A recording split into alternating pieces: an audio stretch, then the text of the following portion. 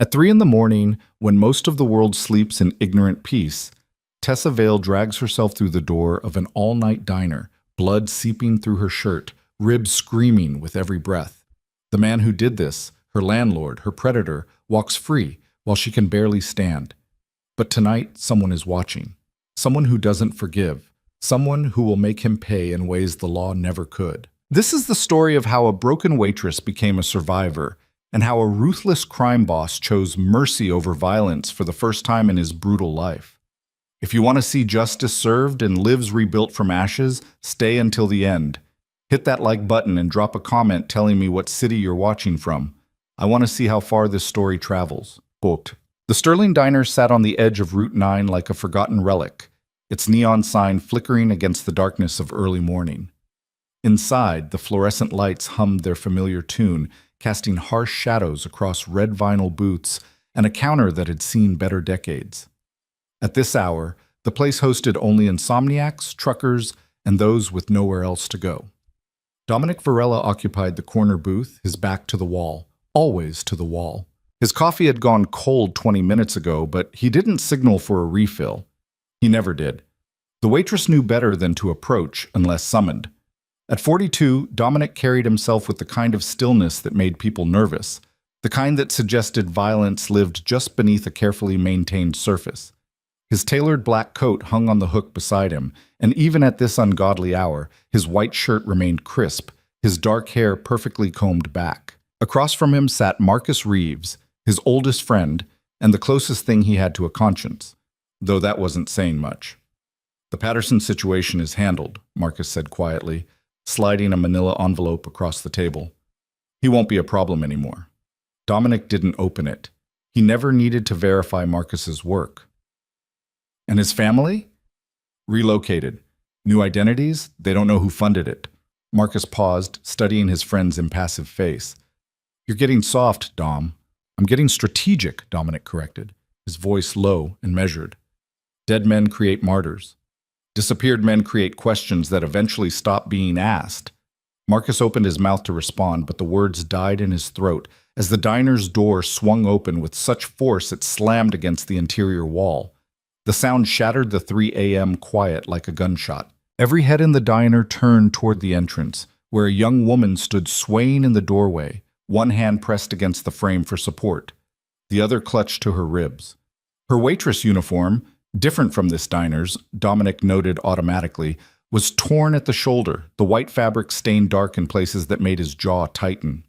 Her face was a canvas of fresh bruises, one eye swollen nearly shut, her lips split and bleeding. But it was her eyes, the one that could still open fully, that struck him. Not the physical damage, but the look in them. The kind of terror that came from knowing that safety was a lie, that help wouldn't come, that screaming only made it worse. She took one step forward into the light, and her legs gave out. Dominic was moving before she hit the ground, his body reacting with a speed that contradicted his usual calculated stillness. He caught her before her knees cracked against the tile floor, his arms steadying her weight as gently as a man like him could manage. I've got you, he said, the words foreign in his mouth. He couldn't remember the last time he'd offered comfort instead of threats. Up close, he could see more damage. Defensive wounds on her forearms, finger-shaped bruises around her throat. The way she held her ribs suggested broken bones, not just bruising. This wasn't a fight. This was a sustained assault. Please, she whispered, the word barely audible through her split lip.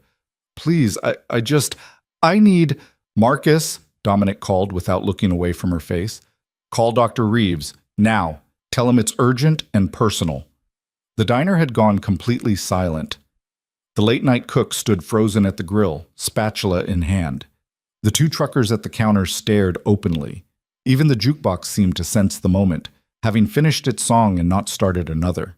Let's get you sitting down, Dominic said, his voice gentler than anyone in that room had ever heard it. He helped her to his booth, Marcus sliding out quickly to make room. She moved like every inch of her body was screaming, but she didn't cry out. That told him something too. She'd learned that crying out only made things worse. As he eased her into the booth, her uniform shirt shifted and he caught sight of what looked like a boot print bruised into her ribs. His hands stilled for just a fraction of a second, and something cold and sharp crystallized in his chest. "What's your name?" he asked, sliding into the seat across from her while Marcus moved to the counter, phone already to his ear. "Tessa." Her voice was hoarse, damaged. "Tessa Vale." "I'm Dominic." He didn't offer his last name. People in this town either knew it already or were better off not knowing. "Can you tell me who did this to you?" She flinched at the question, her good eye darting to the door as if expecting someone to burst through it. I shouldn't have come here. He'll find out. He always finds out." "No one is going to hurt you here," Dominic said, and the absolute certainty in his voice made her focus on him fully for the first time. "I promise you that, but I need you to tell me who did this." Tessa's hand shook as she pulled them away from her ribs, revealing the extent of the damage. Her breathing was shallow, careful. "My landlord, Harold Pike. I couldn't make rent. I was short $50, just 50. He said." She stopped, her throat working around words that wouldn't come. "Take your time," Dominic said, his voice still gentle, though inside him something cold and ancient was waking up. He'd built his empire on violence, yes, but it had always been violence with purpose. This was something else. This was cruelty for the sake of cruelty. "He said I could work it off." The words came out broken, shameful, though Dominic could see in her eyes that the shame belonged to the monster who'd hurt her, not to her. "I said no. I told him I'd have the money in 3 days. I just got a new shift. I could pay. But he said no one tells him no. He came to my apartment tonight and..." She stopped again, and this time tears did fall, though she tried desperately to hold them back. "He beat you," Dominic finished quietly, "for saying no to something you had every right to refuse." "He said next time he'd make sure I couldn't work at all," Tessa whispered. "He said no one would believe me, that he owns half the cops in this town, and the ones he doesn't own wouldn't care about some broke waitress with an attitude. He said I should be grateful he was willing to forget the debt. If I just..." Her voice broke entirely then, and she pressed her fist against her mouth to stifle the sound. Marcus returned to the table, his expression grim. "Doc's on his way. 10 minutes. Dominic nodded once, his eyes never leaving Tessa's face. "What you did tonight, coming here, asking for help, that took more courage than you know. You're not alone anymore. Do you understand me?" "I don't have anyone," she said, the admission carrying the weight of profound loneliness. "My family's in Oregon. I came here for college, but had to drop out when my mom got sick. Sent all my money home for her treatment. I've been working double shifts just to keep a roof over my head, and now I don't even have that because I can't go back there. He has keys. He can come in whenever he wants." The cold thing in Dominic's chest expanded, spreading through his veins like frost. "Harold Pike, does he own the apartment building on Garrett Street?" Tessa looked up sharply, surprised. "You know it?" "I know everything that happens in this town," Dominic said simply, "including which landlords are pieces of shit and which ones are monsters. I didn't know Pike had crossed into the latter category. That's a mistake I intend to correct." Something in his tone made Tessa study him more carefully, despite her pain. You're not just some guy having coffee, are you?" "No," Dominic said honestly. "I'm not. But right now, what I am is the person who's going to make sure you're safe and that Harold Pike pays for what he did. Not just to you, to everyone he's hurt." "There are others?" The question came out small, horrified.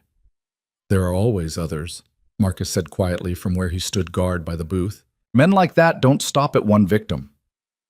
The diner's door opened again, and an older man in his 60s entered carrying a worn leather medical bag. Dr. Lawrence Reeves had been patching up Dominic's people for 20 years, ever since Dominic had saved his daughter from a trafficking ring. He asked no questions and kept no records, but his work was impeccable. "Mr. Varela," he greeted Dominic with a nod, then turned his full attention to Tessa. His professional mask slipped slightly when he saw the extent of her injuries, his mouth tightening into a grim line. "Young lady, I'm Dr. Reeves. I'm going to examine you and treat your injuries. Is that all right?" Tessa looked to Dominic, seeking permission or reassurance. He wasn't sure which. He gave her the smallest nod. "Okay," she whispered. Dr. Reeves set his bag on the table and pulled out a stethoscope. "I need to look at your ribs." That's where the most serious damage appears to be. Dominic, Marcus, give us some privacy. Dominic stood but didn't move away from the booth. We'll be right over there, he told Tessa, gesturing to a booth across the aisle. You call out if you need anything. As the doctor began his careful examination, Dominic and Marcus settled into the opposite booth, close enough to intervene if needed, far enough to give the illusion of privacy. You're thinking about killing him, Marcus said quietly. It wasn't a question. I'm thinking about worse than killing him, Dominic replied, his voice devoid of emotion. Killing would be mercy. Dom, you don't even know this girl. I don't need to know her to know she didn't deserve this. Dominic watched as Dr. Reeves gently palpated Tessa's ribs, watched her bite down on her lip to keep from crying out. And I don't need to know Harold Pike personally to know exactly what kind of monster beats a woman half to death over $50. If you go after Pike, you're going to step on some toes. He's connected. Connected to who? Marcus hesitated. The Byrne family. Dominic's eyes narrowed. The Byrnes ran the South Side, controlled most of the protection rackets and loan sharking in the lower-income neighborhoods. Dominic's territory was the docks, the high-end clubs, the lucrative import-export business that asked no questions. Their paths rarely crossed, and both families preferred it that way. Why would the Byrnes protect a landlord? Not protect, employ. Pike manages properties the Byrnes own through shell companies. He collects rent, handles evictions, keeps the tenants scared and quiet. From what I've heard, he's very good at the last part. And when he assaults women in buildings he manages, the Byrnes look the other way. Bad for business to care about that sort of thing. Marcus leaned forward. Dom, I know that look. I know what you're planning. But this is different from our usual cleanup work. This is personal. You're letting emotion drive you. Maybe emotion is exactly what's needed here. Dominic's gaze remained fixed on Tessa, who was now being wrapped in bandages by the doctor. How many, Marcus? How many women do you think Harold Pike has hurt? I don't know. Find out. The command was quiet, but absolute. I want every victim, every complaint, every whispered story. I want to know exactly how deep this goes. And then what? And then I'm going to make sure it never happens again. Dr. Reeves finished his examination and crossed to their booth, his expression grave. 3 broken ribs, extensive bruising, possible concussion, lacerations that needed closing. Someone beat this girl with their fists and their feet, systematically. This wasn't rage. This was calculated punishment. Will she be all right? Dominic asked. Physically, with rest and proper care, yes. Psychologically, the doctor trailed off, shaking his head. That's not my area of expertise, but trauma like this leaves scars that don't show up on x-rays. What does she need? Rest, pain management, a safe place to heal where she doesn't have to worry about her attacker finding her. And eventually, therapy, though I doubt she can afford it. Cost isn't a concern, Dominic said. Whatever she needs, she gets. Send the bills to me. Dr. Reeves studied him for a long moment. You're planning something. I'm planning justice, the kind the courts won't deliver. Just try to remember she's a victim, not a chess piece in whatever game you're about to play. I know exactly what she is, Doctor. That's why I'm doing this. After Dr. Reeves left, Dominic returned to the booth where Tessa sat, wrapped in bandages, clutching a bottle of water. She looked smaller somehow, more fragile, though he suspected that fragility was an illusion. Anyone who could drag themselves to safety with broken ribs had steel in their spine. The doctor says you need rest and time to heal, Dominic said, sliding into the seat across from her. You can't go back to your apartment. Pike has keys and you're in no condition to defend yourself if he comes back. I don't have anywhere else to go, Tessa said softly. I spent my last money on the bus that got me here. I don't even know where here is. I just got on and rode until I couldn't stand the pain anymore. You're about 15 miles from your apartment, Marcus supplied. You picked a good place to get off. Dominic pulled out his phone and typed a quick message. I have a property, a safe house where we keep witnesses and people who need protection. It's secure, fully furnished, and no one knows about it except my most trusted people. You'll stay there while you heal. I can't afford... I'm not asking you to pay, Dominic interrupted. I'm offering you safety. That's not for sale. Tessa's good eye filled with fresh tears. Why are you helping me? You don't know me. You don't owe me anything. It was a fair question, one Dominic wasn't entirely sure how to answer. Why was he helping her? He'd walked past suffering before. Hell, he'd caused suffering before. His entire empire was built on exploiting weaknesses and capitalizing on desperation. But something about the way she'd looked standing in that doorway, broken but still standing, terrified but still seeking help, had cracked something open in him that he'd thought was sealed shut years ago. Let's just say I don't like bullies, he finally said. And I especially don't like men who hurt women. Are you going to kill him? The question was direct, her gaze steady despite everything she'd been through. Dominic could have lied, should have lied, but he'd promised himself years ago that he'd never disrespect someone by insulting their intelligence. I'm going to make sure he never hurts anyone again, he said carefully. What that looks like will depend on what I learn about him. But death is quick. Death is mercy. And I'm not feeling particularly merciful right now. Tessa held his gaze for a long moment, then nodded slowly. Good. Because he doesn't deserve mercy. The things he said he'd do to me if I told anyone. The things he implied he'd already done to other girls. You'll tell me everything, Dominic said. Every detail you remember, every threat he made, every name he dropped. But not tonight. Tonight, you rest. A black SUV pulled up outside the diner and Marcus stood. That's our ride. Dominic helped Tessa to her feet, supporting her weight as they made their way to the door. The early morning air was cold, and she shivered despite the shock blanket Dr. Reeves had wrapped around her shoulders. Where are we going? She asked as Marcus held the SUV door open. Somewhere safe, Dominic assured her. Somewhere Harold Pike and anyone connected to him will never find you. The drive took 20 minutes, winding through industrial areas and eventually into a quiet residential neighborhood that looked deceptively normal. The safe house was a modest 2-story home with a privacy fence and a security system that would make Fort Knox jealous. Inside, Marcus gave a quick tour while Dominic made calls in the kitchen. Bedroom upstairs, bathrooms there, kitchen stocked. Security cameras cover every angle outside. Panic button in every room links directly to Dominic's phone. You press it, we come running. Tessa sank onto the couch, exhaustion finally overwhelming her adrenaline. This is too much. I don't deserve... Stop, Dominic said, entering the living room.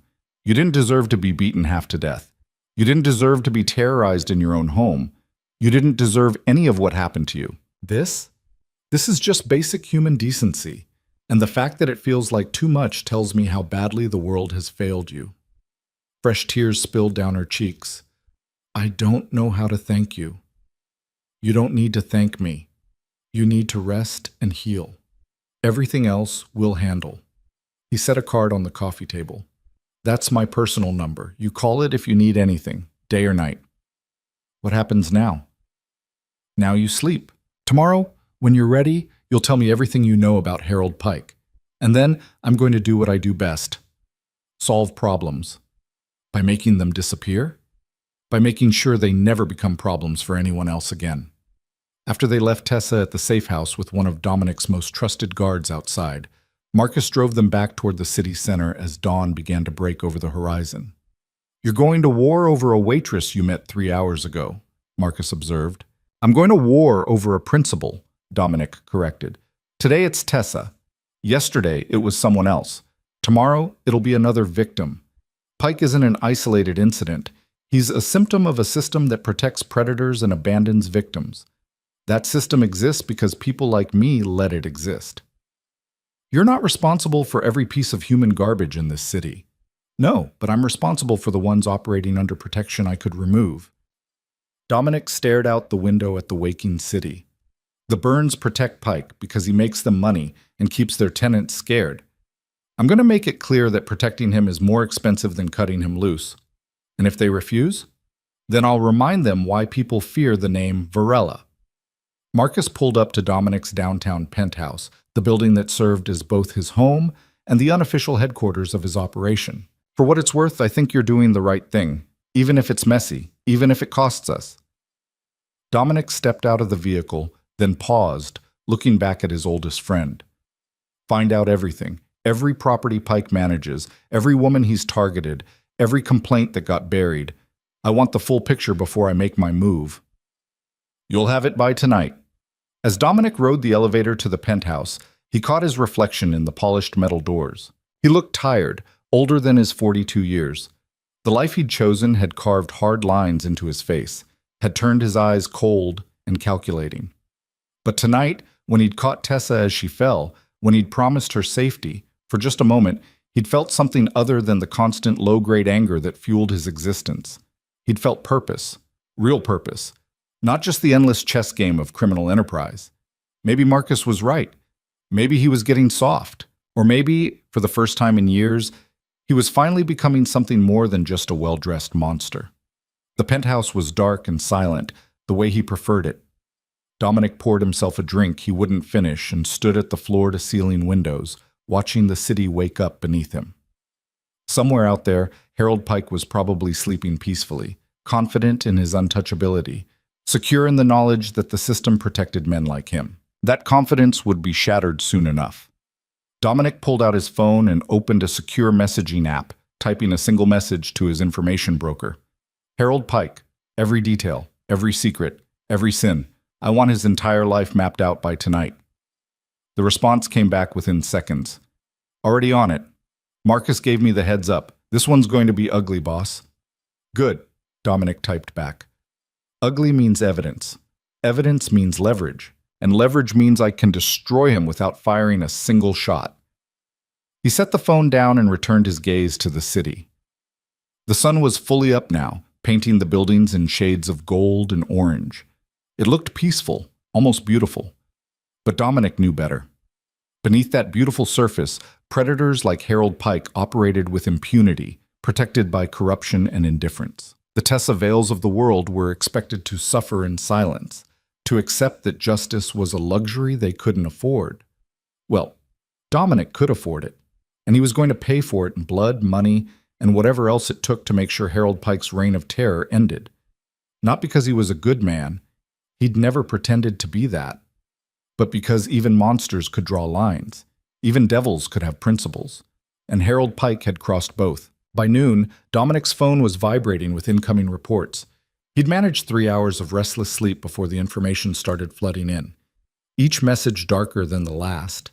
He sat at his desk, reading through the files Marcus and his information broker had compiled, and with each page, the cold thing in his chest grew colder.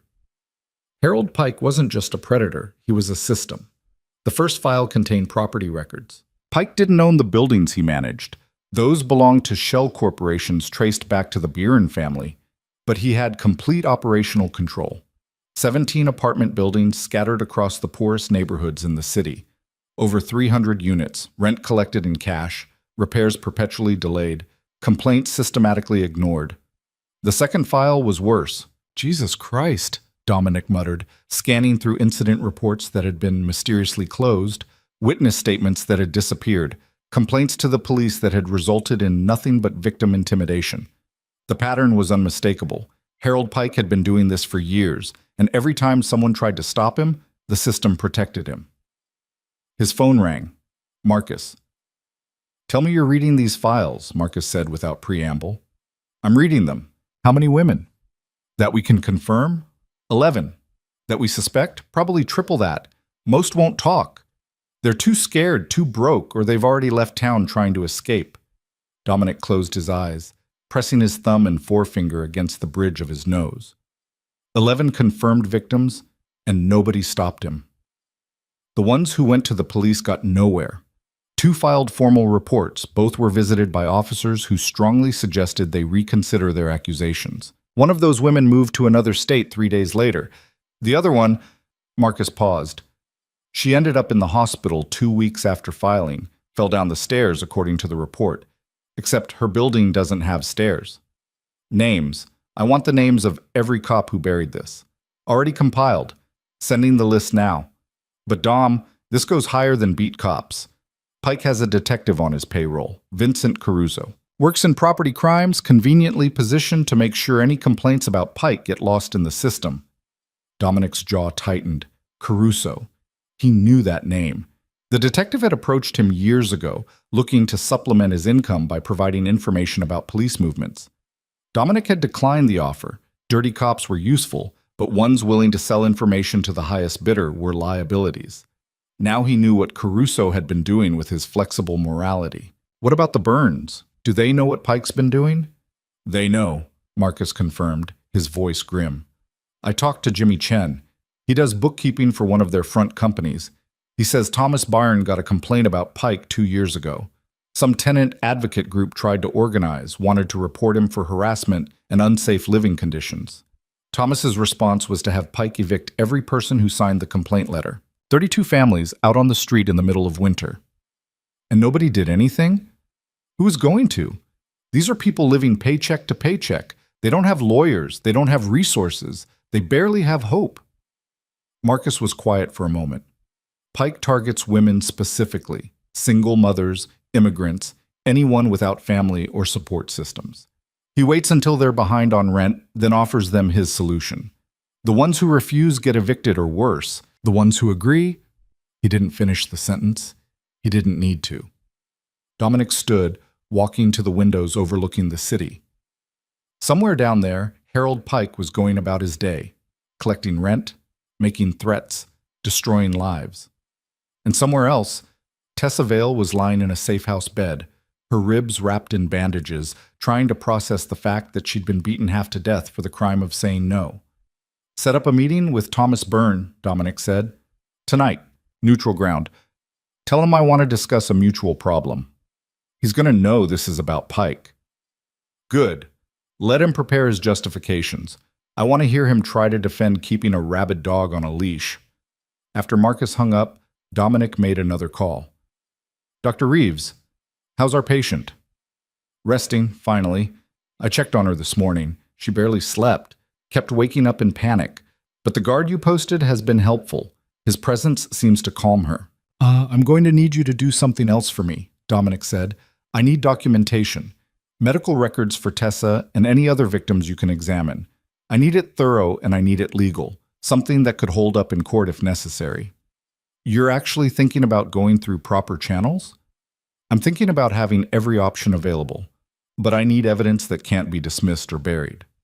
I'll handle it, though I have to ask, when you say other victims, how many are we talking about? Potentially dozens. I'm working on getting them to come forward. Dr. Reeves was quiet for a long moment. Dominic, what you're doing, it's good, but be careful. Men like Pike don't operate in a vacuum. Taking him down means exposing everyone who enabled him. I'm counting on it. The meeting with Thomas Byrne was set for 11 p.m. at a restaurant the Byrne family owned, an upscale Italian place that closed to the public at 10. Dominic arrived exactly on time, Marcus at his side, both men dressed in dark suits that might as well have been armor. Thomas Byrne was already seated at a corner table, flanked by his own lieutenant, a thick-necked enforcer named Danny Rourke. Thomas was 58. Silver-haired and distinguished-looking in the way that men who'd spent decades in organized crime often were, the violence hidden beneath expensive tailoring and practiced charm. Dominic Varela, Thomas greeted him with a smile that didn't reach his eyes. To what do I owe the pleasure? We don't usually run in the same circles. No, we don't, Dominic agreed, taking the seat across from him. You run the south side, I run the docks and the downtown business. We've maintained a comfortable distance.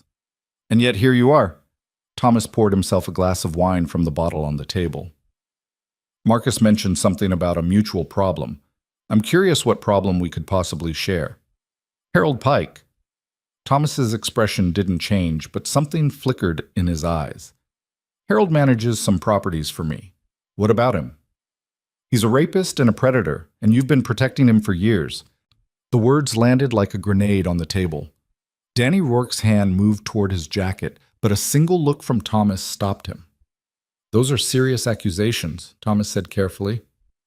Do you have proof? Dominic slid a folder across the table. Medical records. Police reports that mysteriously went nowhere. Witness statements. Financial records showing payments from Pike to Detective Vincent Caruso. And that's just what we compiled in 12 hours. Give me a week and I could probably fill this entire restaurant. Thomas opened the folder, scanning the contents with an expression that remained frustratingly neutral.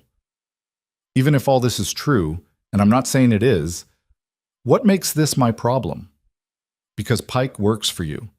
These women live in buildings you own, and when they tried to get help, your people shut them down. Dominic leaned forward. Last night, Harold Pike beat a 24-year-old waitress half to death because she couldn't make rent. 3 broken ribs, extensive bruising, multiple lacerations. Her crime was being $50 short and refusing to pay it off on her back. That's unfortunate, Thomas said, and the casual dismissal in his tone made Dominic's hands curl into fists beneath the table. But I don't micromanage my property managers. If Pike overstepped... Overstepped? Marcus interrupted, his voice sharp. He's been overstepping for years. You got a complaint 2 years ago, and your response was to evict 32 families in the middle of winter. Thomas closed the folder, his pleasant expression finally slipping into something harder. Let me be clear about something, Dominic. I run a business. Pike keeps my properties occupied and my rent collected. What he does to make that happen is his business, not mine. Well, it became your business the moment you started protecting him from consequences. I haven't protected anyone. If these women had legitimate complaints, they should have gone to the police. They did, Dominic said coldly, and your pet detective buried every single one. Caruso's on your payroll, Thomas. Don't insult my intelligence by pretending otherwise. The 2 men stared at each other across the table, the air thick with unspoken threats. Finally, Thomas sat back, swirling his wine. Let's say hypothetically that everything in this folder is true. What exactly do you want me to do about it? Cut him loose, fire him, remove your protection. Let me handle the rest. And why would I do that? Pike's been good for business. Because I'm asking nicely, Dominic said. And because if you refuse, I'll make it my mission to expose every piece of this operation. The shell companies, the bribed cops, the systematic exploitation. I'll bring enough attention to your Southside operations that you'll spend the next 5 years dealing with investigations instead of making money. Thomas's eyes narrowed. You're threatening to go to the feds? That's not how this world works, Dominic. We don't rat, even on scum like Pike. I'm not talking about the feds. I'm talking about the media, about activist groups, about making enough noise that even the most corrupt officials can't ignore it. You want to protect a rapist? Fine. But you'll do it in the spotlight, and we'll see how your other business partners feel about that kind of attention. Danny Rourke leaned forward, his voice a low growl. You're playing a dangerous game, Varela. No, Dominic said, his gaze never leaving Thomas. Harold Pike played a dangerous game when he decided to prey on vulnerable women. I'm just changing the rules. Thomas was quiet for a long moment, studying Dominic's face. You're serious about this? You'd actually start a war over some waitress you don't even know. I'd start a war over the principle that men like Pike don't get to operate with impunity just because they're useful to men like you. Dominic's voice was ice. You have 24 hours to decide. Cut him loose, or I start making calls. And if I cut him loose, what happens to Pike? That's not your concern anymore. Thomas smiled, but there was no humor in it. You're going to kill him. I'm going to make sure he never hurts anyone again. What that looks like is my business. Fair enough. Thomas stood, buttoning his jacket. I'll give you my answer by tomorrow night. But Dominic, don't mistake my consideration for weakness. If you come at my operations over this, I will respond. Proportionally. I'd expect nothing less. After the Burns left, Marcus exhaled slowly. That went better than expected. I thought for sure Rourke was going to pull his gun. Thomas is a businessman first, Dominic said. He'll cut Pike loose because protecting him has become more expensive than cutting him loose. The question is whether he warns Pike first. You want me to put surveillance on Pike? Already done. I had a team in place before we even got here. If Pike so much as thinks about running, we'll know. They returned to Dominic's penthouse, where more files waited. His information broker had been busy, compiling a list of every woman who'd filed a complaint against Pike, every tenant who'd been mysteriously evicted, every suspicious incident in buildings Pike managed. But it was the personal file on Harold Pike himself that made Dominic's blood run cold. Pike was 52, never married, no children. He lived alone in a house he owned outright, bought with cash 15 years ago, well above what his official salary as a property manager should have allowed. His bank records showed regular cash deposits, none large enough to trigger automatic reporting, but adding up to significant sums over time. But it was the photographs that told the real story. His broker had included surveillance photos taken over the past week, Pike entering and leaving the apartment buildings he managed, always with keys jangling from his belt. Pike having coffee with Detective Caruso at a diner on the east side. Pike at a bar, drunk and loud, bragging to the bartender about keeping his tenants in line. And one photo, taken just that afternoon, of Pike entering the apartment building where Tessa had lived. Dominic's phone buzzed. A text from his surveillance team. Target entered Garrett Street building, went to Unit 3C Vale's former apartment, inside for 20 minutes, came out carrying a box of belongings. He was erasing evidence, or stealing what little Tessa had left. Dominic made a decision. He couldn't wait for Thomas Burns' answer. Every hour Pike remained free was another hour he could hurt someone else, destroy more evidence, or run. Marcus, call the team. I want Pike picked up tonight. Dom, if you move before Byrne gives his answer, I don't care. Pike goes into the box where Tessa's things were, and I want to know what he took. Then I want him in a location where we can have a conversation without interruptions. The warehouse on Pier 7? Perfect. Soundproof, isolated, and we own it. Have the team bring him there within the hour. Marcus hesitated. You're sure about this? I've never been more sure of anything in my life. While Marcus coordinated the pickup, Dominic drove to the safe house to check on Tessa. He found her sitting in the living room, staring at the television without really watching it. She'd showered and changed into clean clothes his people had provided, but the bruises on her face had darkened overnight, making the damage even more visible. She looked up when he entered, and something in her expression shifted. Relief, maybe, or trust, or both. How are you feeling? He asked, taking the chair across from her. Like I got hit by a truck, she said, attempting a smile that turned into a wince. The doctor came by this morning. He said, I'm healing as well as can be expected. That's good. I wanted to update you on what's happening. Dominic leaned forward, elbows on his knees. I met with the people who've been protecting Harold Pike. I made it clear that protection is ending. Tessa's breath caught. What did they say? They're considering it, but I'm not waiting for their answer. Tonight we're bringing Pike in. I need to ask him some questions. Questions about what he did to me? About what he did to you and what he's done to others. Tessa, I need you to understand something. You're not his only victim. Based on what we've uncovered, there are at least 11 other women he's assaulted or coerced, probably more who were too scared to even try reporting it. The color drained from her face. 11? Oh my God. I'm going to find them. I'm going to document what he did.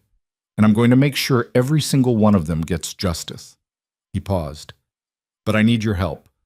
When you're ready, and only when you're ready, I need you to tell me everything, every detail, no matter how small, every threat he made, every name he mentioned, everything you saw or heard. Tessa wrapped her arms around herself, careful of her ribs. He said things. While he was hurting me, he said I wasn't special. That girls like me think they're too good to do what's necessary, but he'd taught plenty of them otherwise. He said he had friends who made sure ungrateful bitches learned their place. Did he mention any names? Just one. He said Detective Caruso told him I'd been asking around about tenant rights, talking to some legal aid office. He said that's how he knew I was going to be a problem. She looked up at Dominic, her eyes haunted. He knew I was trying to find help before I even asked him for more time on the rent. It was like he was waiting for an excuse. Dominic's hands clenched into fists. Caruso hadn't just buried complaints. He'd been actively feeding information to Pike, helping him identify and target women who might fight back. You're safe here, he told Tessa. Pike can't get to you, and neither can anyone working with him. I promise you that. Why are you doing this? She asked again, the question she'd asked in the diner. You could just, I don't know, give me some money and forget about me. Why go to all this trouble? Dominic considered the question. The easy answer was that he had resources and power, and using them to stop a predator was simply the right thing to do. But the real answer was more complicated. Because I've spent 20 years building an empire on violence and fear, he said quietly. I've done things I'm not proud of, hurt people who probably deserved it, and some who didn't, and I can't undo any of that. But maybe I can make sure that in this city, in my city, women like you don't have to choose between safety and survival. Maybe that doesn't balance the scales, but it's a start. Tessa studied his face for a long moment. You're not what I expected when I saw you in that diner. What did you expect? Someone who'd look at me like I was pathetic. Someone who'd call the cops and forget about me before they even showed up. Someone who'd make me feel like what happened was somehow my fault. She shook her head slowly. Instead, you looked at me like I mattered, like I deserved help. I don't think anyone's looked at me like that in a long time. Before Dominic could respond, his phone buzzed. A text from Marcus. Package secured, en route to Pier 7. They had Harold Pike. Dominic stood. I need to go handle something, but I want you to think about the other women Pike mentioned. If you remember anything else, any detail, any comment he made, write it down. It might help us find them. What are you going to do to him? Tessa asked. Dominic looked at her, this broken young woman who'd found the courage to seek help even when help seemed impossible, and he made her a promise. I'm going to make sure he never hurts anyone again. That's all you need to know. The warehouse on Pier 7 had been used for storage when Dominic's import business was legitimate. Now it served a different purpose, a place where problems could be addressed away from prying eyes and ears. The building was old brick and corrugated metal, isolated at the end of a long pier where the only sounds were water lapping against pilings and the distant call of seagulls. Inside, Harold Pike sat bound to a chair in the center of an empty room, lit by a single hanging bulb. He was a heavy-set man in his 50s, balding, with the kind of face that looked mean even in repose. Right now, that face was twisted in fear and fury. Do you know who I am? He was shouting when Dominic entered. Do you know who protects me? You're making a huge fucking mistake. Dominic crossed the room slowly, his footsteps echoing on the concrete floor. Pike's eyes went wide as he recognized him. You, Pike breathed. You're Varela, the guy from the diner. Jesus Christ. You can't just kidnap people. I got rights. Rights, Dominic repeated, pulling up a chair and sitting down facing Pike. That's an interesting word coming from you, Harold. Tell me, did the women you assaulted have rights? Did they get due process before you beat them? Did they get a fair hearing before you threatened to have them arrested or evicted? Pike's jaw worked, his face reddening. I don't know what you're talking about. Yes, you do. Dominic's voice was calm, almost gentle. You know exactly what I'm talking about. Tessa Vale, ring any bells? That bitch came to you? She's a liar. The slap came so fast, Pike didn't see it coming. Dominic's hand cracked across his face, hard enough to snap his head to the side, hard enough to draw blood from his lip. Let's establish some ground rules, Dominic said, his voice still eerily calm. Rule 1, you don't call her a bitch. You don't call any of them bitches or liars or anything except what they are. You're victims.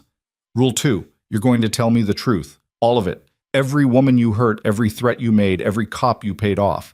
And Rule 3, if you lie to me, things get significantly worse for you. Do you understand these rules, Harold? Pike spat blood onto the floor. Fuck you. I want a lawyer. This isn't a police station. I'm not a cop. You don't get a lawyer here. What you get is a choice. Dominic leaned forward. You can tell me everything willingly, or I can make you tell me. One way is relatively painless. The other, he let the sentence hang. You can't do this, Pike said, but his voice wavered. Thomas Byrne won't let you. I work for him. I'm protected. Funny thing about that, Dominic said. I met with Thomas earlier tonight, asked him to cut you loose. Want to know what he said? Pike's face went pale. He wouldn't. I make him too much money. You made him money, past tense.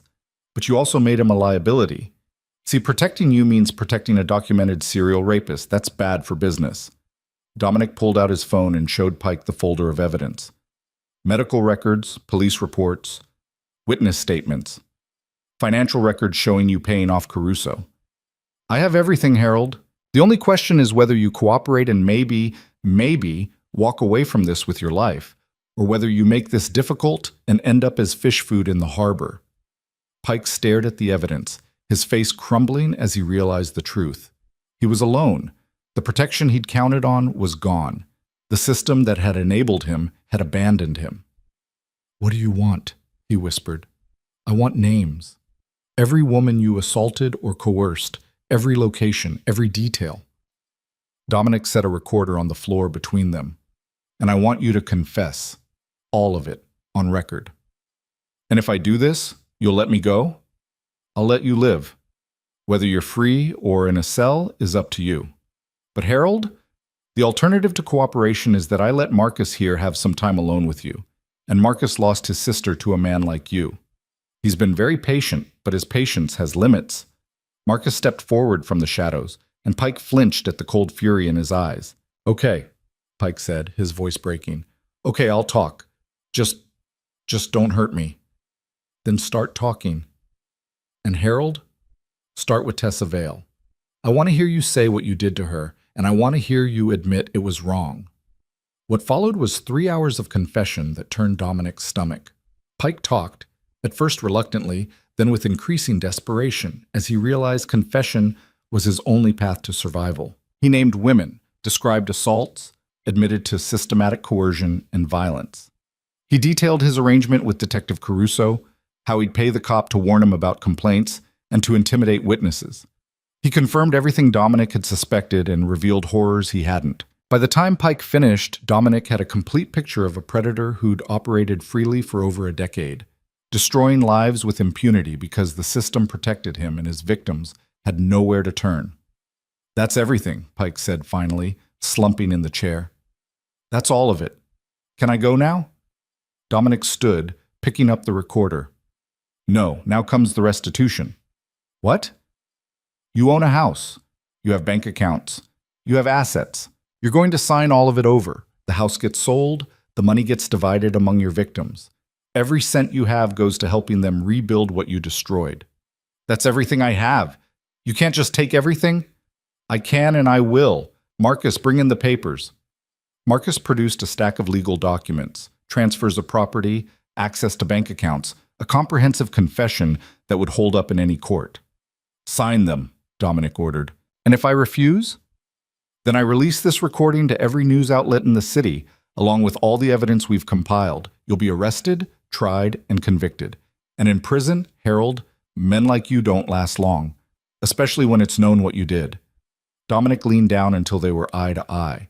Sign the papers and disappear, or refuse and spend whatever's left of your miserable life being exactly what you turned those women into, powerless, terrified, and broken. Your choice. Pike's hand shook as he reached for the pen. One by one, he signed the documents, tears streaming down his face as he signed away everything he'd built on the suffering of others. When it was done, Dominic had Marcus remove Pike's restraints. You have 24 hours to leave this city. If I see you, if I hear about you, if you so much as breathe in the direction of anyone who lives here, this recording goes public, and you go in the harbor. Are we clear? Where am I supposed to go? I don't have anything now. That's the point, Dominic said coldly. Now you know how it feels to have nothing, how it feels to be powerless. Maybe you'll learn something from it, though I doubt it. You're a predator, Harold. Predators don't change. But you won't be preying on anyone in my city ever again. They left Pike outside the warehouse with nothing but the clothes on his back and the crushing knowledge that everything he'd built was gone. Dominic watched him stumble away into the night, a broken man who'd finally faced consequences. You think he'll actually leave? Marcus asked. He'll leave. Men like him are cowards. Without his protection, without his power, he's nothing. Dominic held up the recorder. And if he doesn't leave, we have everything we need to destroy him. Back in the SUV, Dominic called Dr. Reeves. I need you to start reaching out to the women on the list. Let them know Pike is finished and that there's money available for counseling, medical care, whatever they need to heal. How much money are we talking about? Everything Pike had, plus whatever I need to add to make it meaningful. These women deserve more than his scraps. His next call was to Thomas Byrne. It's done. Pike signed over everything and left town. Your liability is removed. You work fast, Thomas said, and there was something like respect in his voice. And Caruso? Is your problem to handle, but if he's smart, he'll retire quietly before I decide to make him my problem too. Consider it handled. Dominic? This doesn't change anything between our organizations. We're still competitors. I wouldn't expect otherwise. But Thomas? If I ever hear about another Pike operating under your protection, we're going to have a much different conversation. Understood. For what it's worth, I'm not sorry to see him gone. He was useful, but he was also a monster. Maybe it's time we stop pretending those two things can coexist. After the call ended, Dominic sat in silence, the weight of the night pressing down on him. They'd won. Pike was gone. His assets were being redistributed to his victims, and the system that protected him had been exposed and dismantled. But winning didn't feel the way he'd expected. It didn't feel triumphant or satisfying. It felt heavy, sad, like a tragedy that should never have happened in the first place. "You did a good thing tonight," Marcus said quietly. "I did the minimum thing. The thing that should have been done years ago by people whose actual job it was to protect those women." Dominic rubbed his eyes, suddenly exhausted. How many other Pikes are out there, Marcus? How many other predators operating with protection we don't even know about? We can't save everyone, Dom. No, but we can save the ones we find. And maybe if we make enough noise, if we make it clear that predators won't be tolerated anymore, maybe the next Tessa Vale won't have to drag herself into a diner at 3 in the morning hoping someone gives a damn. They drove back to the safe house so Dominic could update Tessa. He found her awake, pacing carefully despite her injuries, too anxious to sleep. "It's over," he told her. Pike confessed to everything. He signed over his house and his assets to be distributed among his victims. And he's left the city. He won't be coming back. Tessa sank onto the couch, her hand pressed to her mouth. "It's really over? It's really over. You're safe. And more than that, you're going to be compensated. The money from Pike's assets, split among all his victims, should be enough to help you get back on your feet. Maybe go back to school if that's what you want."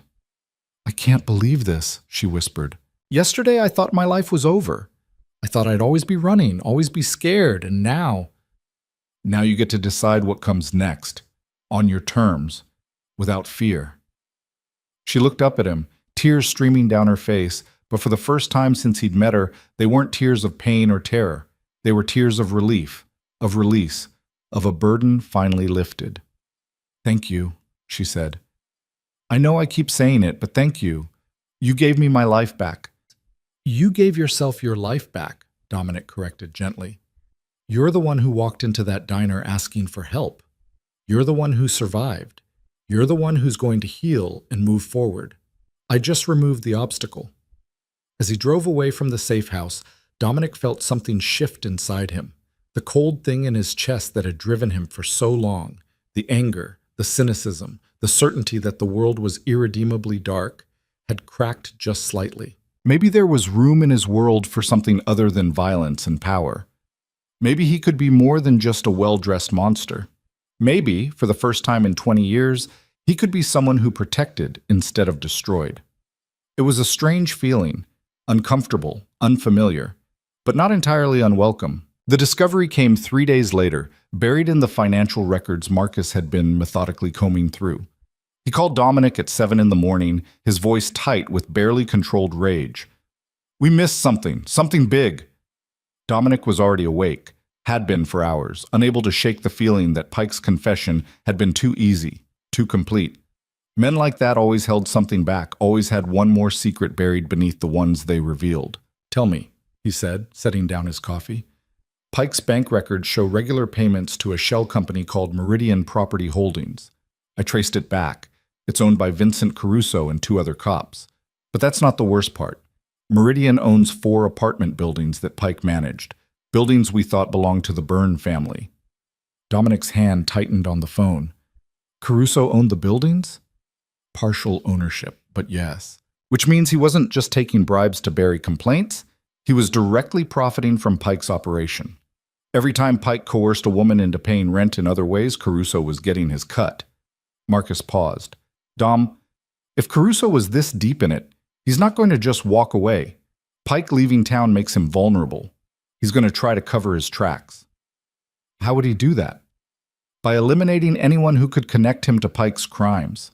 And right now, the person who can hurt him most is Tessa," Dominic finished, already moving toward the door. "Get to the safe house, now. I'm 10 minutes out." He made it in 7, driving through morning traffic with a recklessness that would have gotten anyone else pulled over. His mind raced through worst-case scenarios, each darker than the last. Caruso was a 20-year veteran of the police force with access to databases, resources, and the kind of institutional knowledge that made him dangerous. If he'd decided Tessa was a threat, he'd know how to find her. The safe house looked normal as Dominic pulled up, quiet, undisturbed, the guard's car still in the driveway. But something felt wrong. The guard should have been visible through the front window, should have acknowledged Dominic's arrival. Dominic drew his gun and approached carefully. The front door was closed but unlocked. Inside, the house was too quiet, the kind of quiet that came after violence rather than peace. He found the guard in the kitchen, slumped against the wall with a bullet hole in his chest. Dead, but still warm. This had happened minutes ago, maybe less.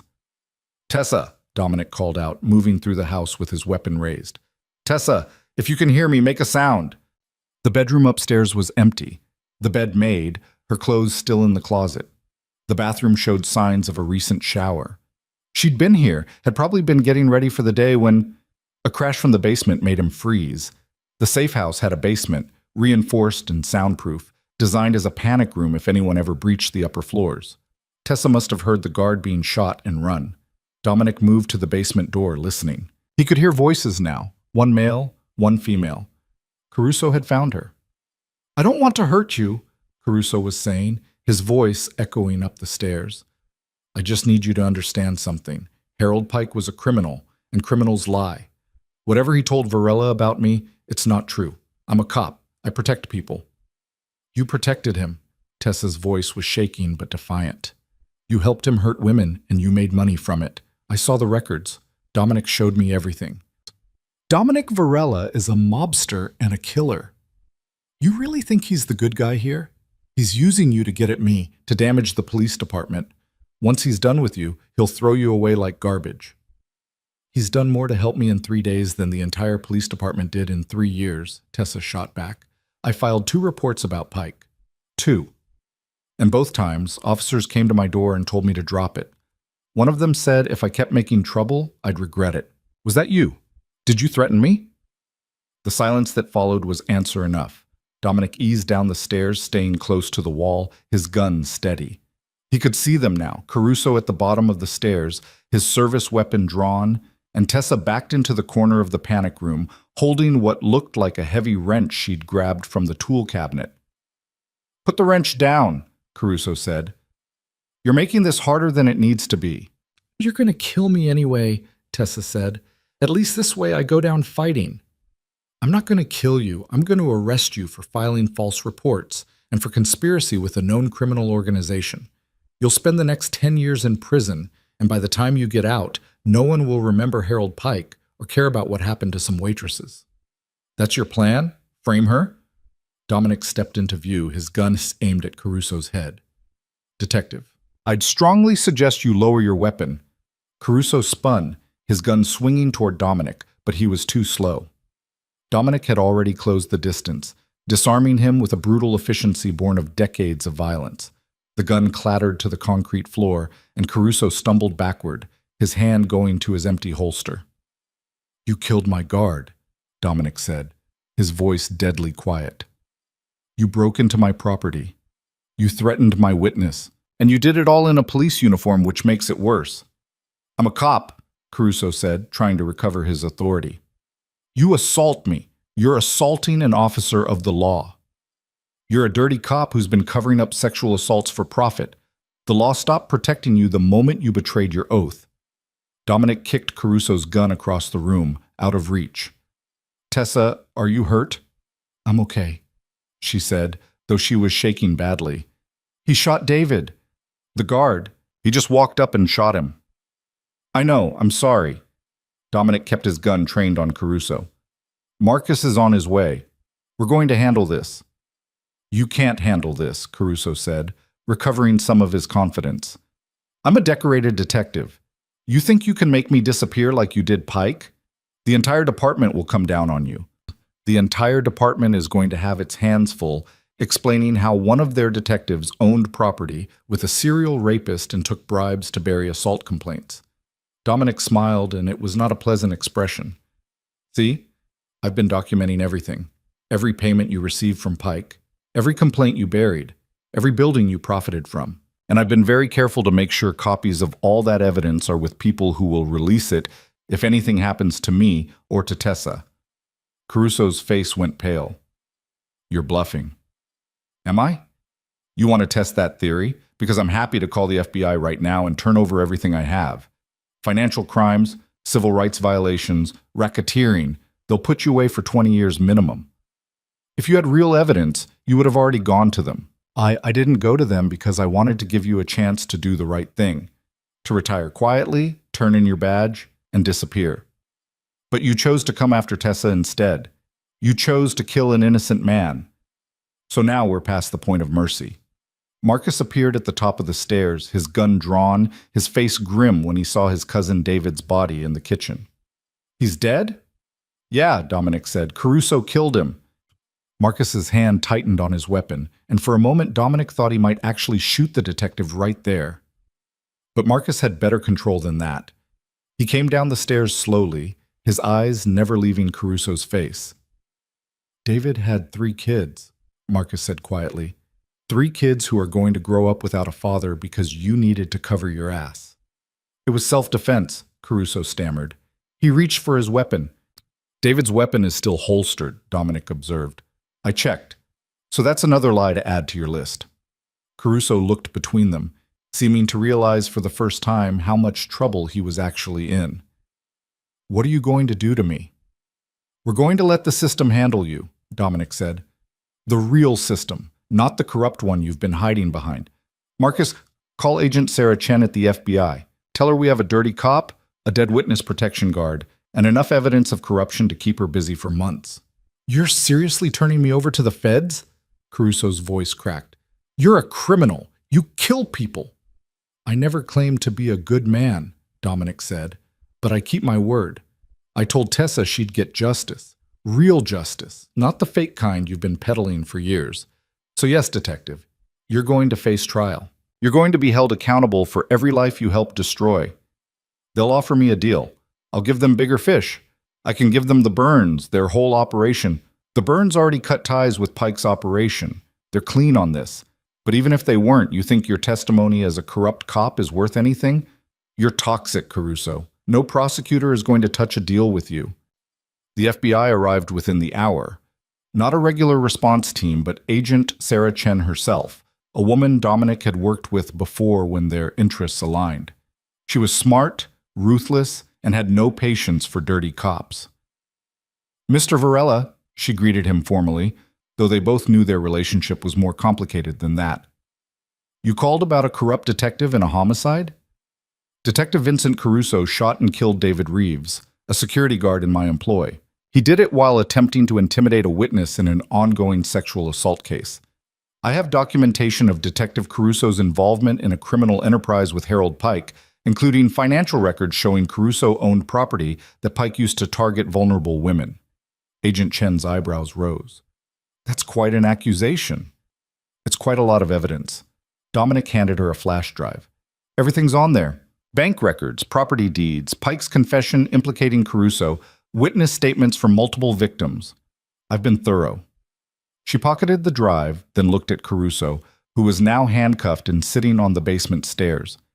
Detective Caruso, I'm placing you under arrest for the murder of David Reeves. You have the right to remain silent. This is a setup, Caruso shouted. Varela's a mobster. He probably killed Pike and now he's framing me. Harold Pike is alive and well in Nevada, Agent Chen said calmly. We've already located him. He's been very cooperative, especially when we explained that cooperation was his only path to avoiding federal charges. He's confirmed everything about your arrangement, detective. The properties, the bribes, the complaints you buried. You're done. As FBI agents led Caruso away, Agent Chen turned to Tessa. Ms. Vale, I'm going to need your statement about what happened here today and about your assault by Harold Pike. I understand this is difficult, but your testimony is crucial. Tessa looked to Dominic, seeking reassurance. He gave her a small nod. I'll tell you everything, Tessa said. I want him to pay for what he did. All of them. Good. We'll do this downtown in a proper interview room. Mr. Varela, I trust you'll make sure Ms. Vale gets there safely? Absolutely. And Agent Chen, the other women Pike victimized, they're going to need protection too. Caruso might not have been working alone. Already on it, we're placing all identified victims in protective custody until we're sure there are no other dirty cops involved. She paused at the door. This is good work, Dominic. Messy, and probably not entirely legal, but good. Those women deserve justice. They deserve more than justice. They deserve safety. Real safety, not the kind that depends on corrupt cops doing their jobs. After the FBI left with Caruso, Dominic sat with Tessa in the safe house living room while Marcus coordinated cleanup and called David's family. Tessa was shaking, the adrenaline finally wearing off, leaving her exhausted and overwhelmed.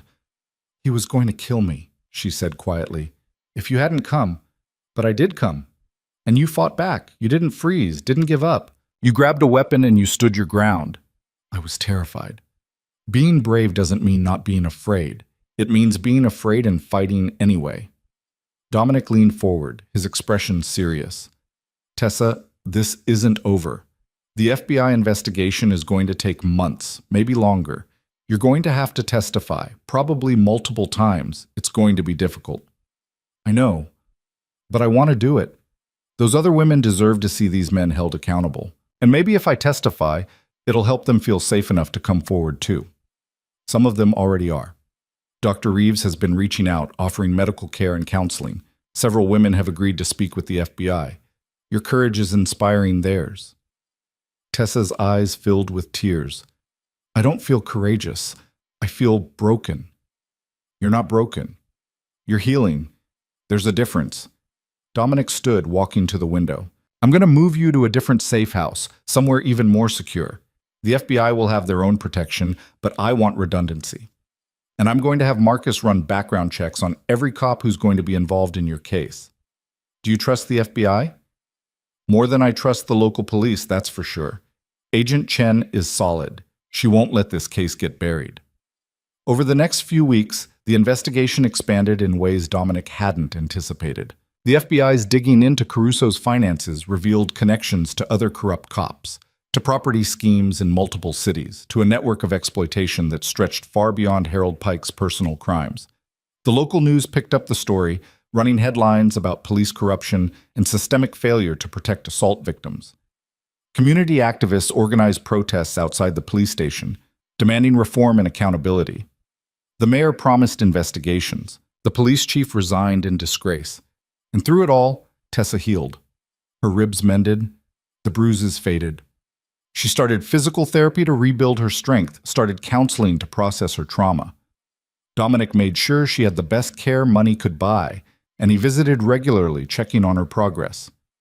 "You don't have to keep doing this," she told him one afternoon as they sat in the garden of her new safe house. "You've already done so much." "I'll decide when I've done enough," Dominic replied. "How's the therapy going?" "Hard, really hard. Talking about what happened, facing all the fear and shame, it's the hardest thing I've ever done. But it's helping. I can sleep through the night now without nightmares. I can think about the future without panic." "What does your future look like?" Tessa considered the question. "I want to go back to school, finish my degree, maybe study law or social work, something where I can help people who've been through what I went through. And I want to use the money from Pike's restitution to start fresh somewhere, not running away, just starting over in a place that doesn't remind me of him." "That sounds like a good plan." "What about you?" she asked. "What does your future look like?" It was a question Dominic had been asking himself more and more lately. His empire still demanded attention, shipments to coordinate, territories to maintain, rivals to manage. But increasingly, that world felt hollow, meaningless compared to the work he'd done helping Tessa and the other victims. "I don't know," he admitted. "For 20 years, my future has looked exactly like my past. More of the same. But lately, I've been wondering if there might be something else. Something better. You could do a lot of good with your resources and connections. You've already proven that. Or I could do a lot of harm. The difference is thinner than you might think." Before Tessa could respond, Dominic's phone rang. Marcus, his voice urgent. "We've got a problem. Thomas Byrne wants to meet. Says it's about a mutual threat." Dominic's jaw tightened. He'd hoped his business with the Byrne family was finished, but apparently not. "When?" "Tonight. Same restaurant as before. He says it's urgent." After making sure Tessa was secure, Dominic met Thomas Byrne at the Italian restaurant once again.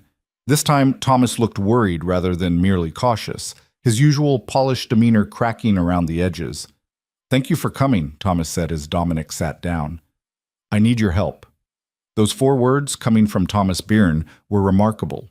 The two families had maintained their careful distance for years, neither asking favors nor offering assistance. This request meant something had gone seriously wrong.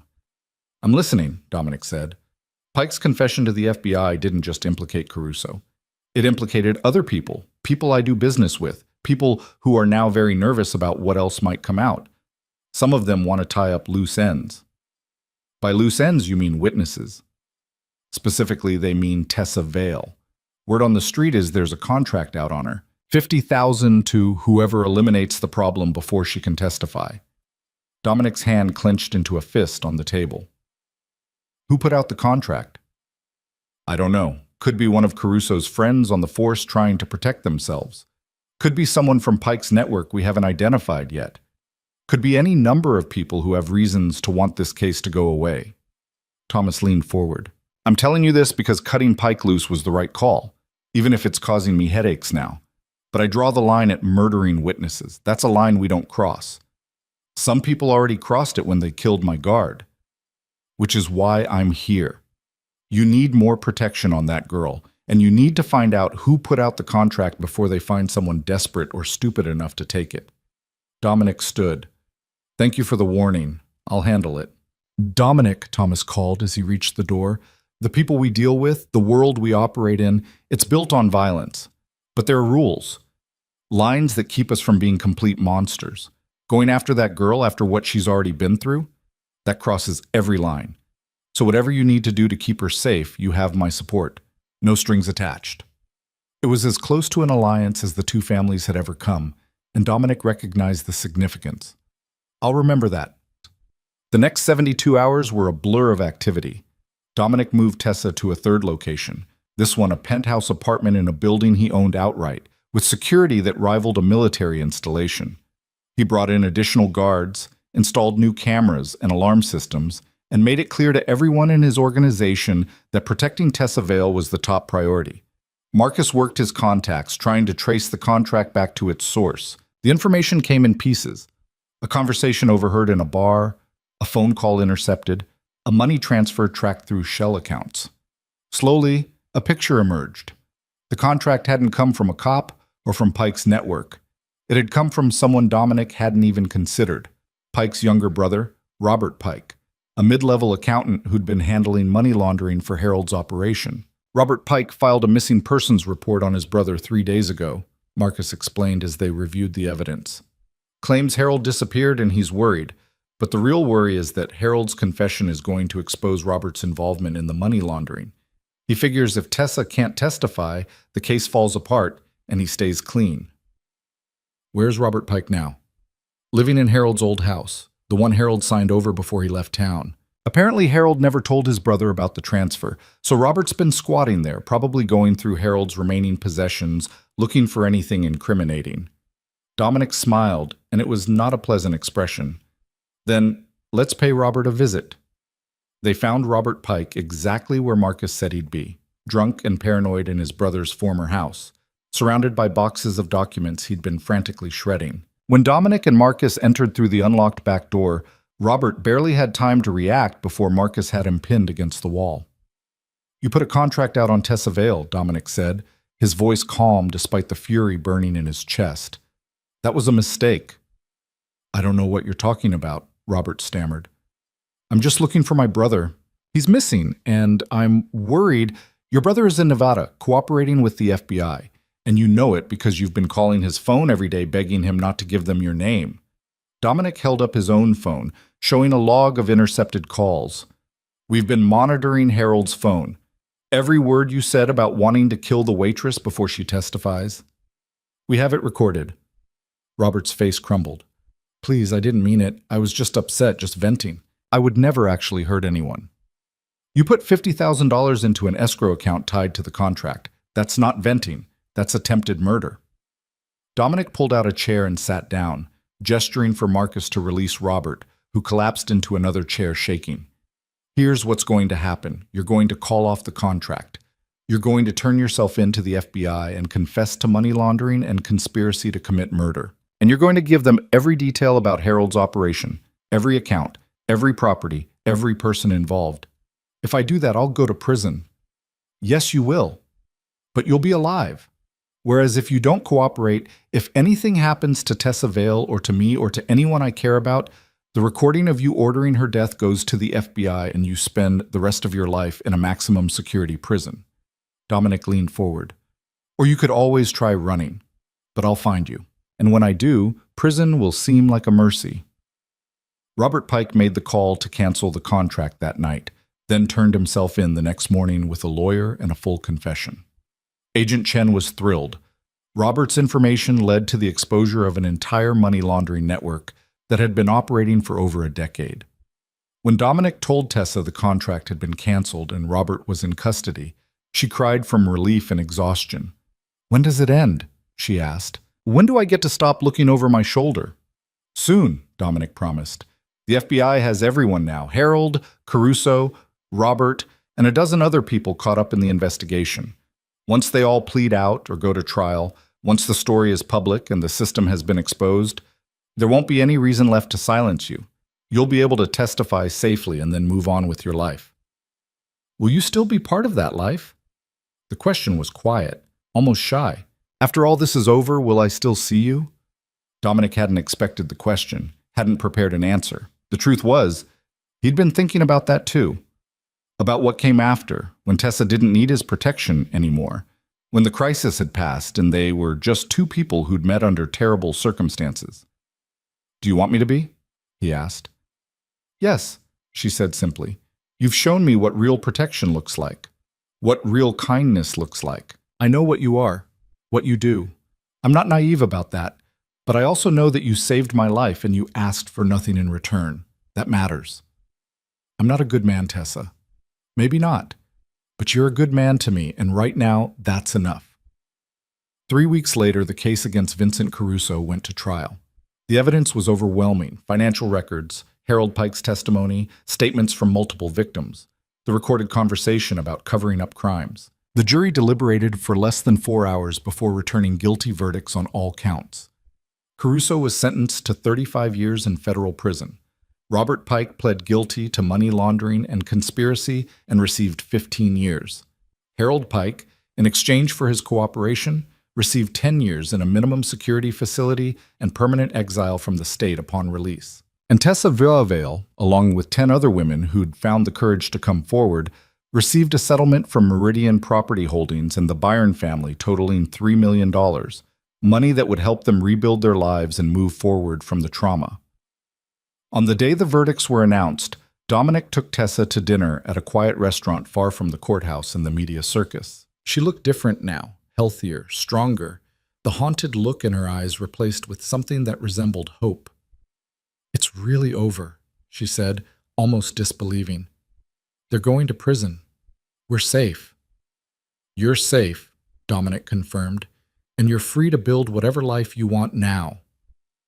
"I've been thinking about that." Tessa set down her fork, meeting his eyes. "I want to use my share of the settlement to create a foundation. Something that helps other women who've been through what I went through. Legal support, counseling, safe housing.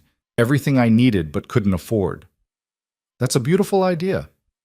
I want you to help me run it." Dominic blinked, surprised.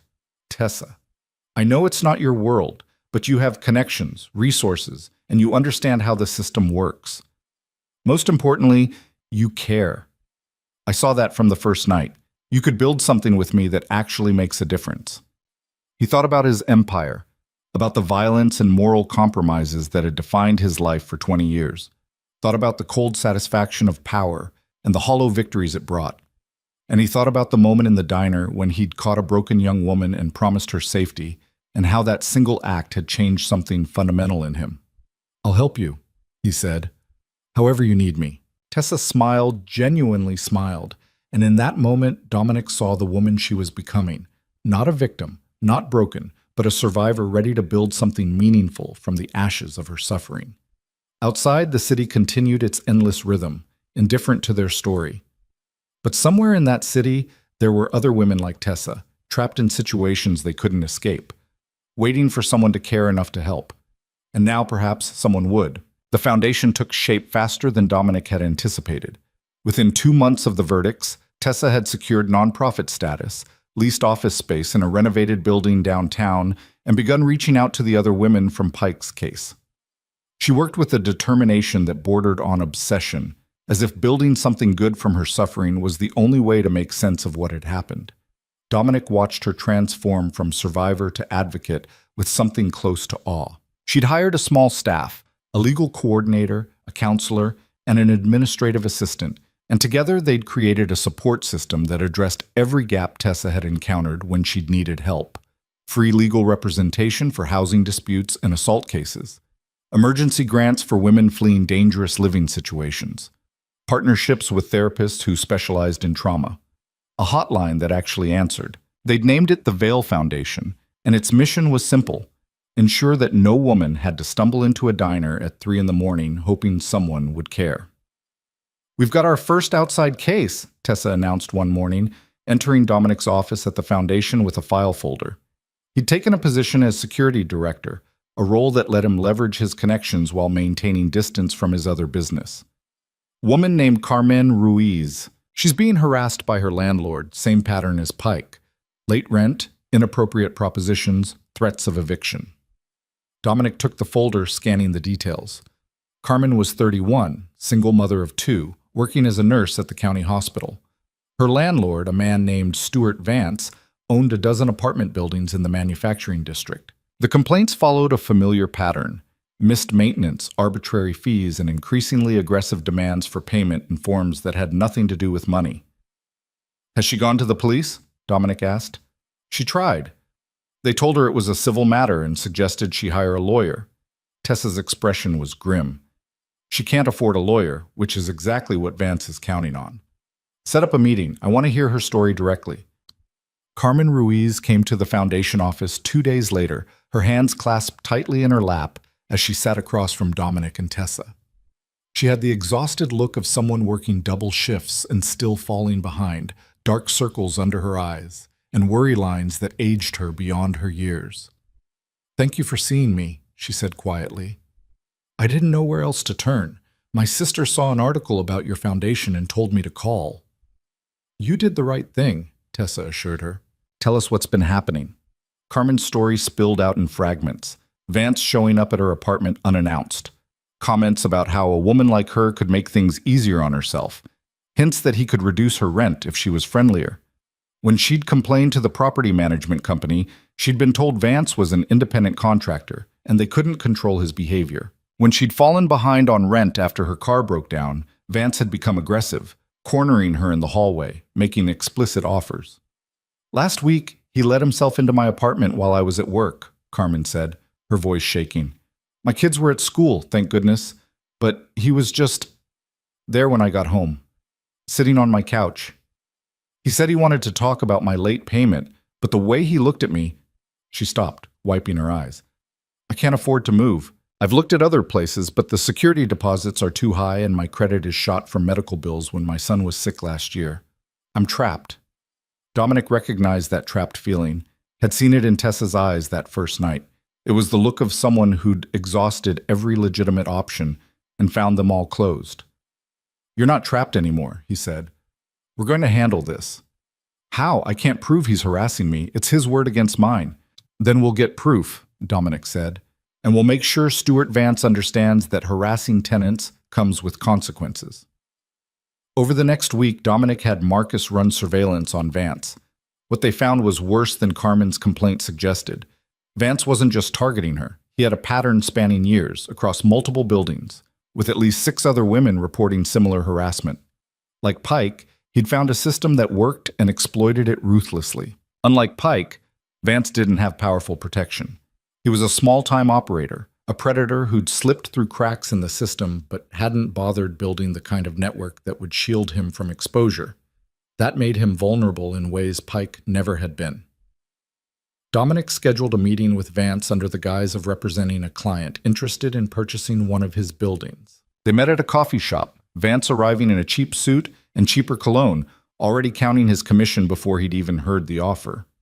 "Mr. Varela," Vance greeted him with an oily smile. "I appreciate you reaching out. Always happy to discuss business opportunities." "I appreciate you making time," Dominic said pleasantly. "Though I should clarify, I'm not here to buy property. Vance's smile faltered. Then why? I'm here to discuss Carmen Ruiz. The name landed like a punch. Vance's face went white, then red, his expression cycling through confusion, anger, and fear in rapid succession. I don't know who that is, he said, starting to stand. Sit down, Mr. Vance. Dominic's voice carried no threat, just certainty.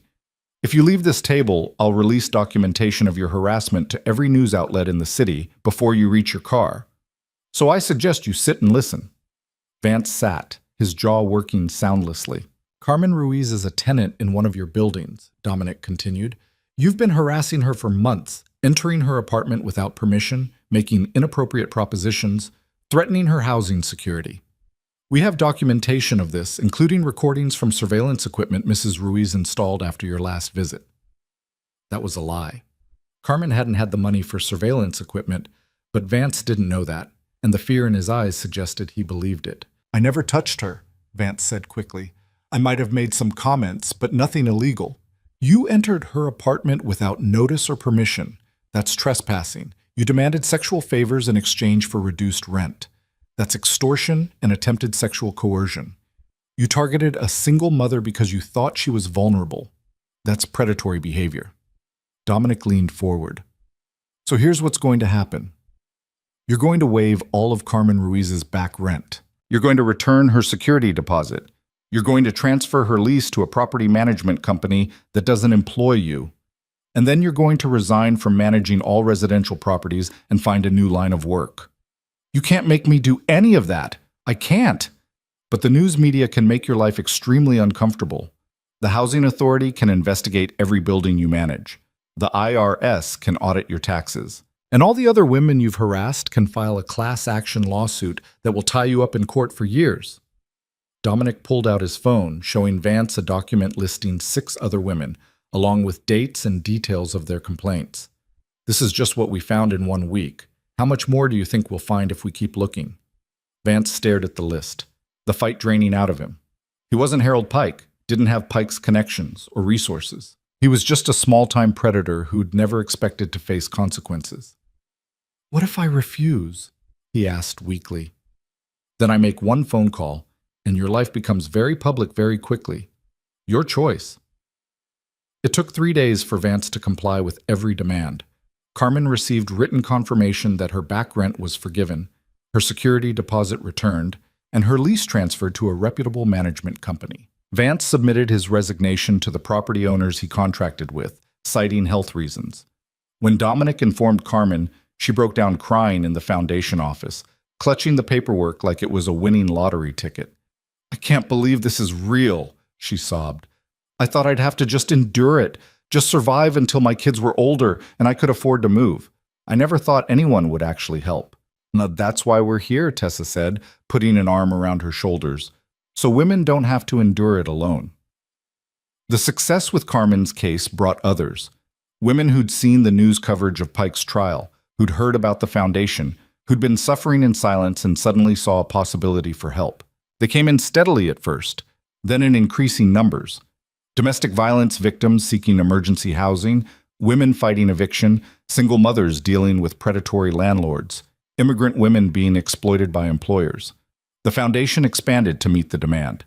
Tessa hired more staff, opened satellite offices in neighboring counties, established partnerships with law firms willing to take cases pro bono. Dominic used his connections to identify corrupt landlords and employers, to gather evidence that legitimate authorities could use for prosecution. It was during this expansion that the first serious threat emerged. Marcus brought the information to Dominic late one evening, his expression troubled. We've got a problem, a big one. Dominic looked up from the grant proposal he'd been reviewing. The foundation was seeking funding to expand their emergency housing program, and he'd been trying to make sense of the bureaucratic language required for nonprofit applications. What kind of problem? The Kovac brothers. They've been asking questions about the foundation, about you, about why you're suddenly so interested in protecting women from their business partners. Dominic's hand tightened on the pen he was holding. The Kovac brothers, Dmitry and Alexei, ran human trafficking operations throughout the region, specializing in exploiting immigrant women through fake employment agencies and fraudulent visa sponsorships. Dominic had always maintained distance from their operations, finding the trafficking business distasteful even by his elastic moral standards. What kind of questions? The kind that suggests they see the Foundation as a threat. You've been shutting down their recruitment pipeline. Women who would have been desperate enough to fall for their schemes are getting help from the Foundation instead. They want you to stop. Or what? Or they'll make it clear that helping vulnerable women is bad for your health. Dominic set down the pen, his mind already working through scenarios. A direct confrontation with the Kovacs would be bloody and destructive. They had manpower and connections to international criminal organizations. But backing down meant abandoning the Foundation, abandoning women who needed help, abandoning the first meaningful thing he'd done in years. Set up a meeting, Dominic said. Neutral ground. I'll talk to them. Dom, these aren't reasonable men. They're not going to negotiate. Then I'll make them understand that threatening the Foundation is bad for their health. The meeting took place in an abandoned warehouse near the docks, the kind of location that had hosted countless criminal negotiations over the years. Dmitry and Alexei Kovas arrived with 6 armed men, a show of force designed to intimidate. Dominic arrived with Marcus and 2 of his most trusted enforcers, deliberately understating his own strength. Dominic Varela, Dmitry greeted him, his accent thick, his smile predatory. We hear you've become a philanthropist. Very admirable. I've been helping women who need it, Dominic said evenly. I didn't realize that was controversial. Helping women is fine, Alexei said, his English better than his brother's. But you're interfering with our business. Women who would work for us are instead running to your foundation. This costs us money. Women who would be trafficked by you are instead getting legitimate help, Dominic corrected. If that costs you money, maybe you should find a new business model. Dmitry's smile vanished. We're not asking you to shut down your little charity. We're telling you, stop interfering with our recruitment or we'll shut it down for you. And how exactly do you plan to do that? Buildings burn, Alexei said casually. Staff members have accidents. Women in safe houses get found. These things happen. The threat was clear, and Dominic felt the old familiar rage building in his chest. But he kept his voice calm, controlled. Let me make something equally clear, he said. The Foundation is under federal protection. The FBI has taken an interest in our work after the Pike case. Any attack on our facilities, our staff, or our clients will bring federal investigation down on whoever's responsible. And I'll make sure the FBI knows exactly where to look. You'd bring the feds into our world? Dmitry looked genuinely shocked. That's not how things work, Varela. It is now. The old rules, the code that said criminals don't cooperate with law enforcement, those rules protected predators. They protected men like Harold Pike and Vincent Caruso and you. I'm done playing by rules that shield monsters. You're making a mistake, Alexei said coldly. A very expensive mistake. No. You're making the mistake by assuming I care more about maintaining peace with you than I do about protecting vulnerable women. Test me if you want, but understand that if anything happens to the Foundation, to any of our staff, to any woman under our protection, I'll dedicate every resource I have to destroying your operation, and I'll start by giving the FBI everything I know about your trafficking network. The warehouse went silent except for the sound of water dripping somewhere in the darkness. The Kovac brothers exchanged glances, some wordless communication passing between them. You've changed, Varela, Dmitry said finally. The man we knew wouldn't threaten to rat to the feds. The man you knew didn't have anything worth protecting. Now I do. And I'll burn this entire city down before I let you take it away. The meeting ended without violence, but Dominic knew it wasn't over. Men like the Kovacs didn't respond well to threats, and they didn't back down from challenges to their authority. He increased security at all Foundation locations, hired additional guards for the safe houses, and made sure every staff member knew the threat was real. 3 days later, someone threw a brick through the Foundation's main office window at 2 a.m. The attached note was simple. Last warning. Tessa wanted to call the police. Dominic stopped her. The police won't help, he said. The Kovacs have connections in the department, and even if they didn't, a threatening note isn't enough for protection. Then what do? We make it clear that threatening us has consequences. What followed was a carefully orchestrated campaign of exposure. Dominic reached out to his contacts in the media, providing them with information about the Kovac brothers' trafficking operation, locations of suspected safe houses, names of victims who'd escaped, financial records showing money laundering. He made sure the information came from anonymous sources, untraceable to him or the Foundation. Within a week, news outlets were running exposés on human trafficking in the region. Federal agencies launched investigations. Immigration enforcement raided several properties connected to the Kovacs. The brothers found themselves under intense scrutiny, their operation disrupted, their profits threatened. The message was clear. Attacking the Foundation brought heat. Backing off made the heat go away. It took another 2 weeks, but finally Dmitry Kovac reached out through an intermediary. He wanted to negotiate a truce. They met again, this time in a public restaurant with witnesses, both sides understanding that the rules had changed. "You've made your point," Dmitry said stiffly. "We underestimated your commitment to this foundation. And I hope you understand that commitment means I'll protect it by any means necessary. We'll stay away from your operations. We'll find women elsewhere. But Varela, this vendetta ends. No more feeding information to the feds." "I'm not conducting a vendetta. I'm running a nonprofit organization that helps vulnerable women. As long as you stay away from our clients and our facilities, I have no reason to pay attention to your business. But if you come at us again, I won't hesitate to finish what I started." Dmitry nodded slowly. "Agreed. But you should know, other people are watching what you're doing, other people who don't like how you've changed the rules. Let them watch. Let them see what happens when you threaten women under my protection. Maybe they'll learn to leave well enough alone." After the Kovacs backed down, the Foundation's work accelerated. More women came forward. More cases were resolved. More predators found themselves exposed and facing consequences.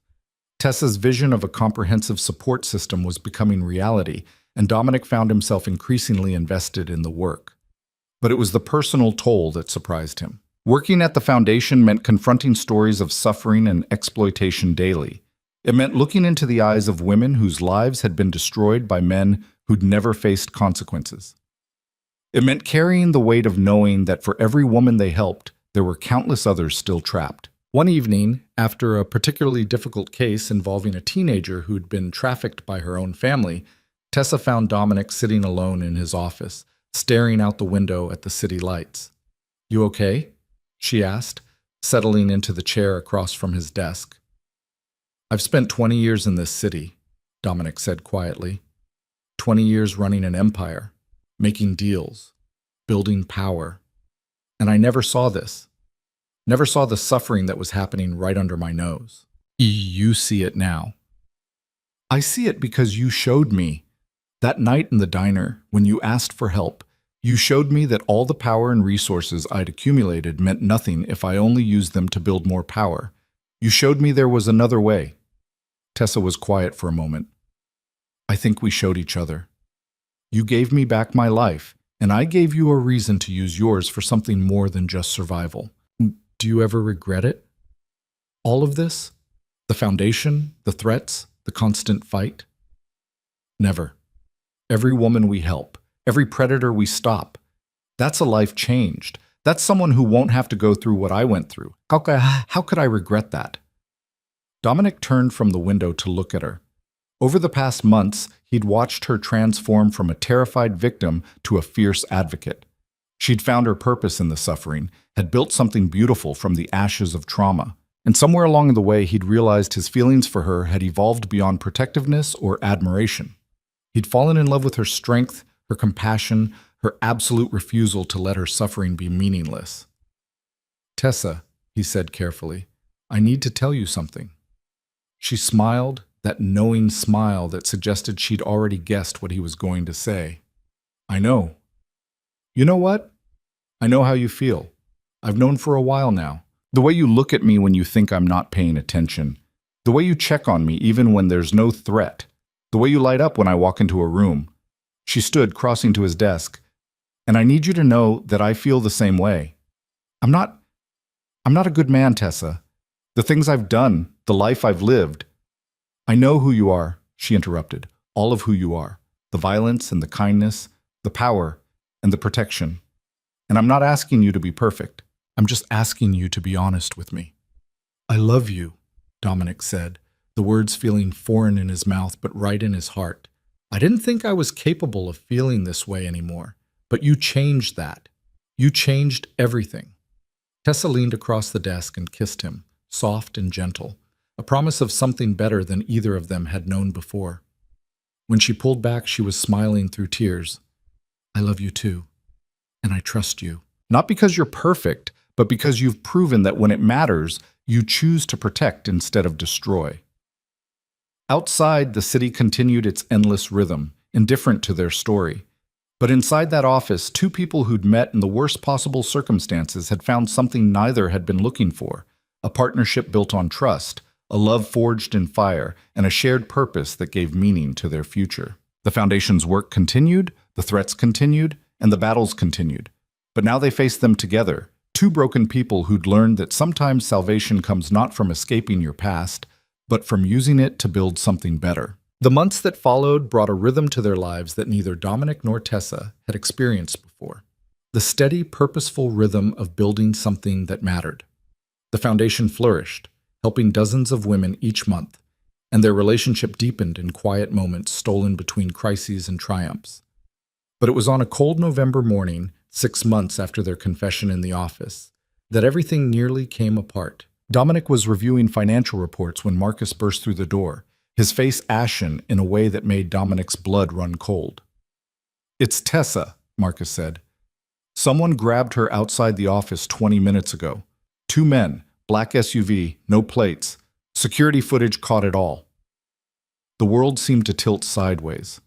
Dominic was on his feet before Marcus finished speaking, his mind racing through possibilities, each worse than the last. The Kovacs? I don't think so. The footage shows professional work, coordinated, quick, no hesitation. This wasn't street thugs, this was a planned operation. Show me.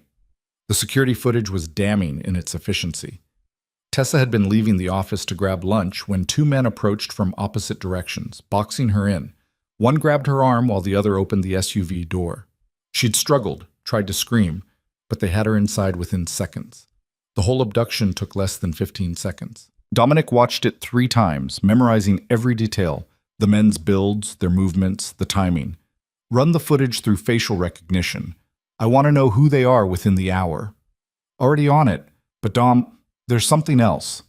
Marcus pulled up a new window on the computer, showing an email sent to the Foundation's general inbox 30 minutes ago. They want you to see this. The message was brief. We have Tessa Vale. If you want her back alive, you'll shut down the Foundation permanently and leave the city. You have 48 hours to decide.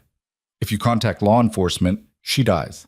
If you try to find her, she dies. If you don't comply, she dies. This is not a negotiation. The email was untraceable, sent through multiple proxy servers, the digital equivalent of a ransom note made from cut-out letters. Whoever had taken Tessa knew what they were doing. This isn't about money, Dominic said, his voice eerily calm despite the rage building in his chest.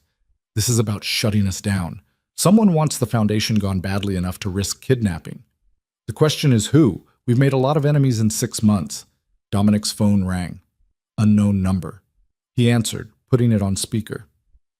Mr. Varela. The voice was male, professionally neutral, with no identifiable accent. I trust you received our message. I did. Let me talk to Tessa.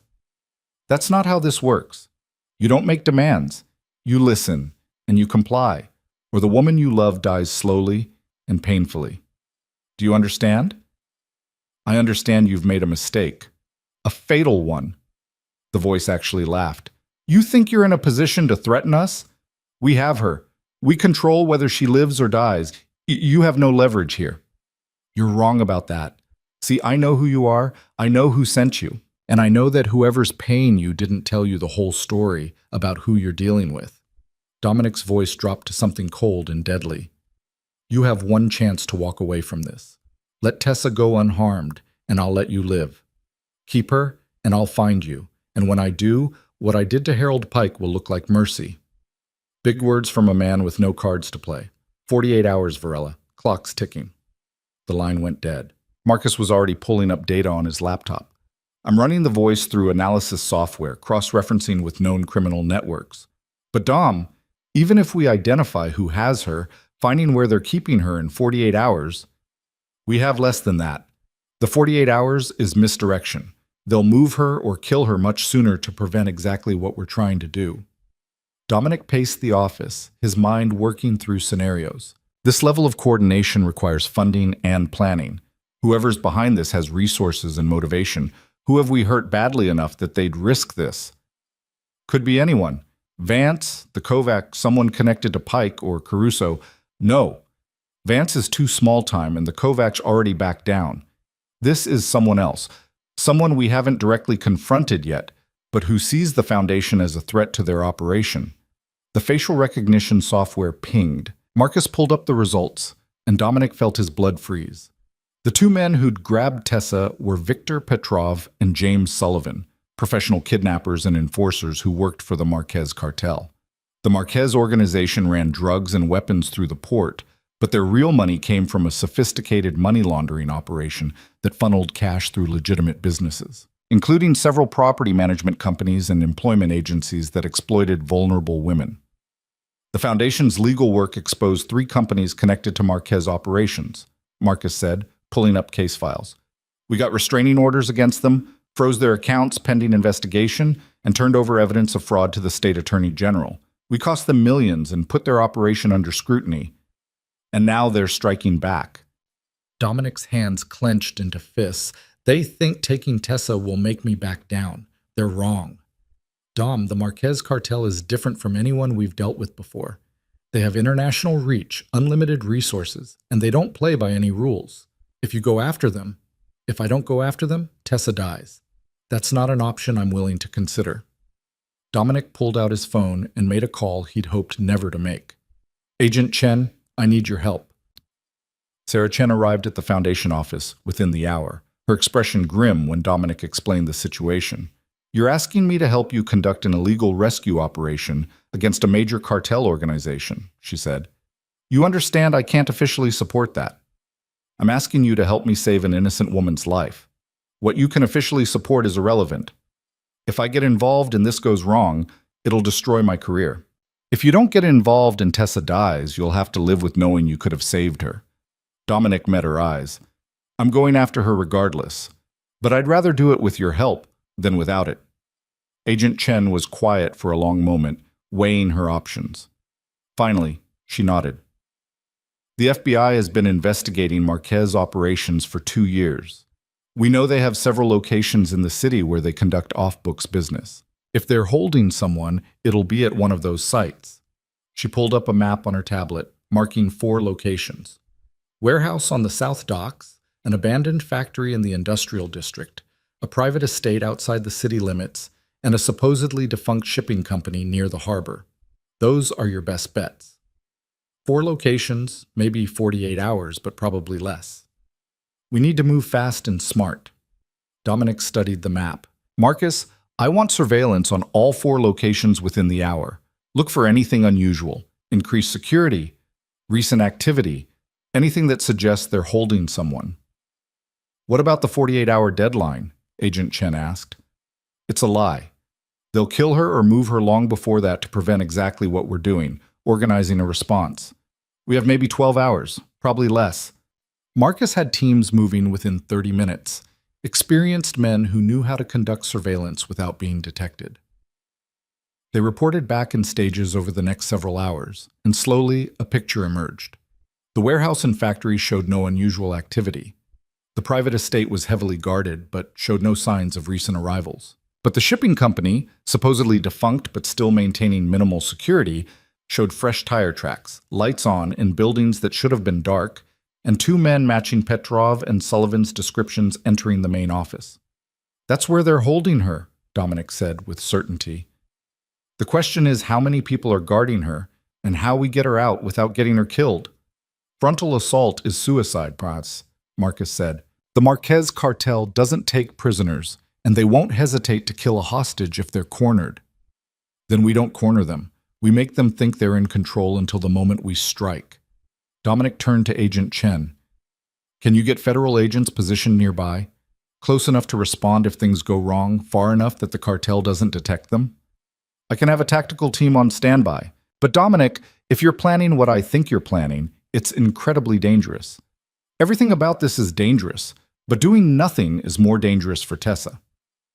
The plan came together over the next 3 hours. Dominic would approach the shipping company alone, ostensibly to negotiate Tessa's release.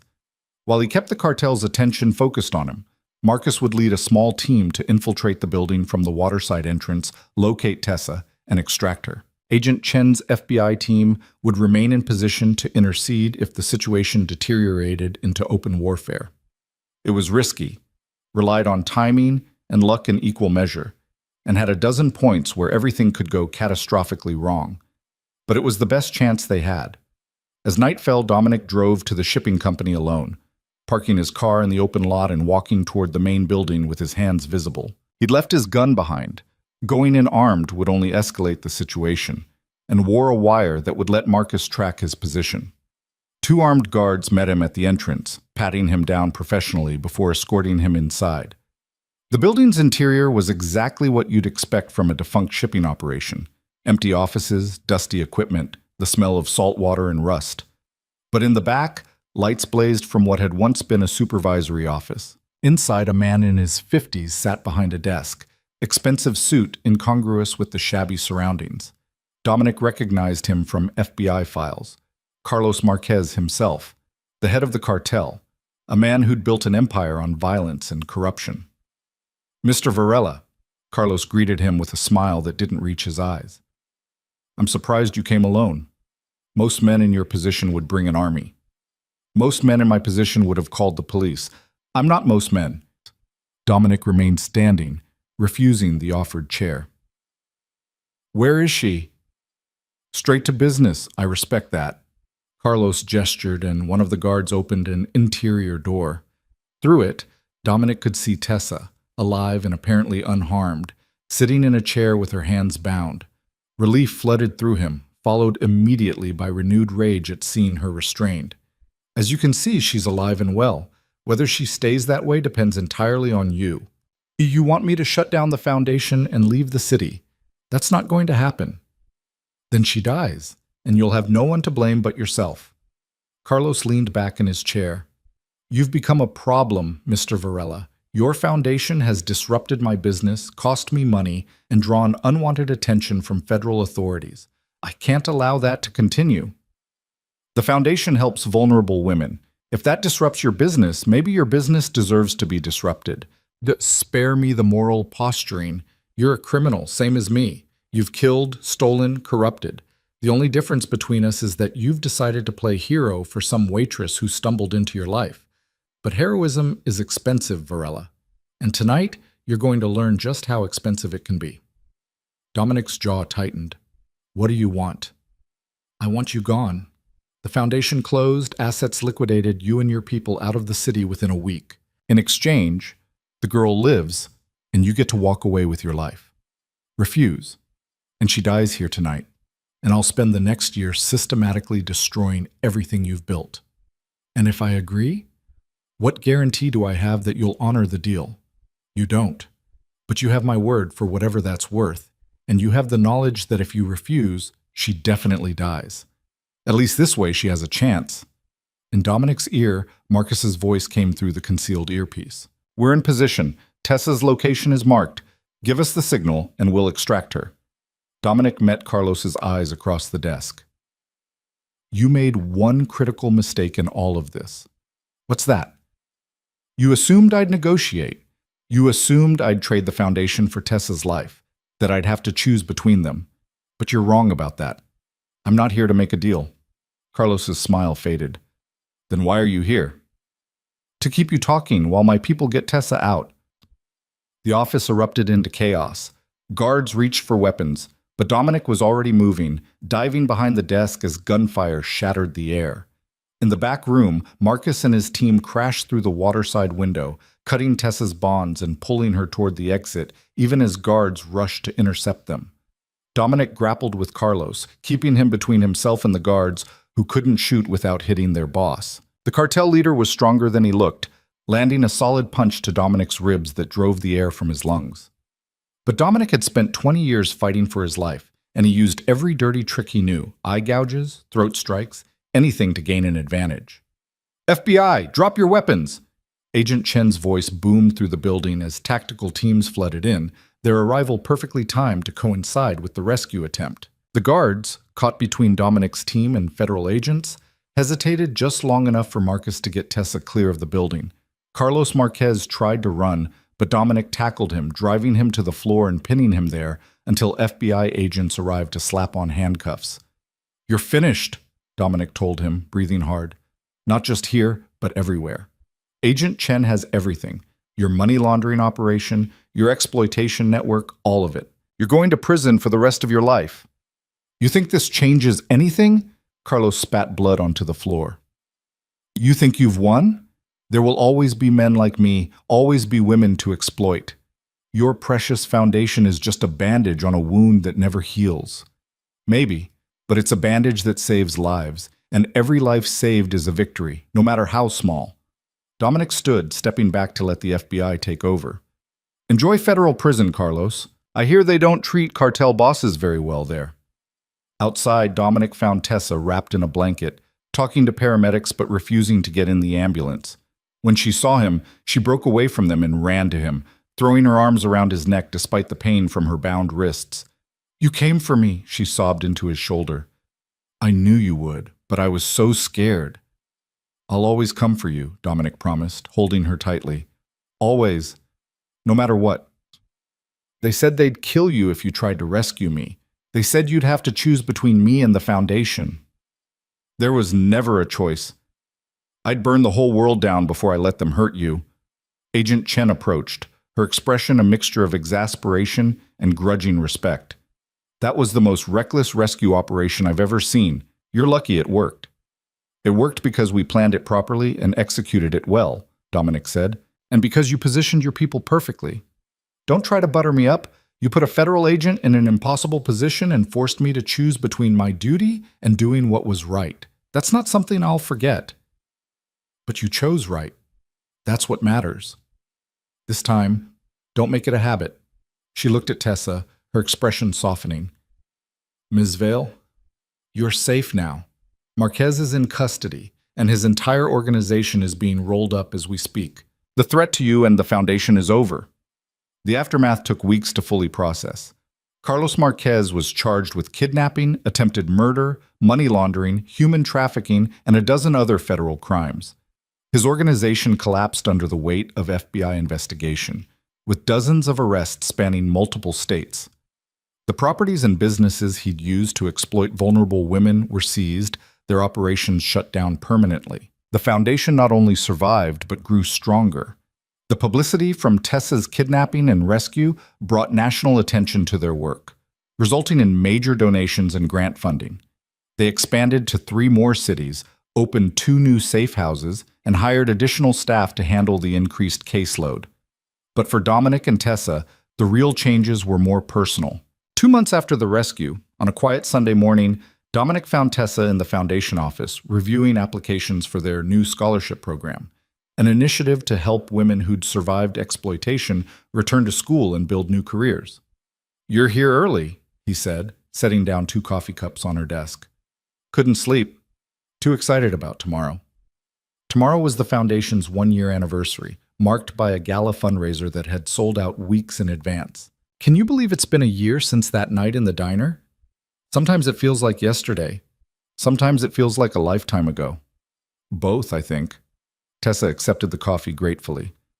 "I was thinking about Carmen this morning. She called yesterday. She got promoted to head nurse at the hospital. And Maria, the woman we helped last month, she started her own business. And Jen—" "I know," Dominic said gently. "I know about all of them. You keep me updated on every success story. Because they matter. Each one is proof that what we're doing works, that women can rebuild their lives when someone gives them a chance."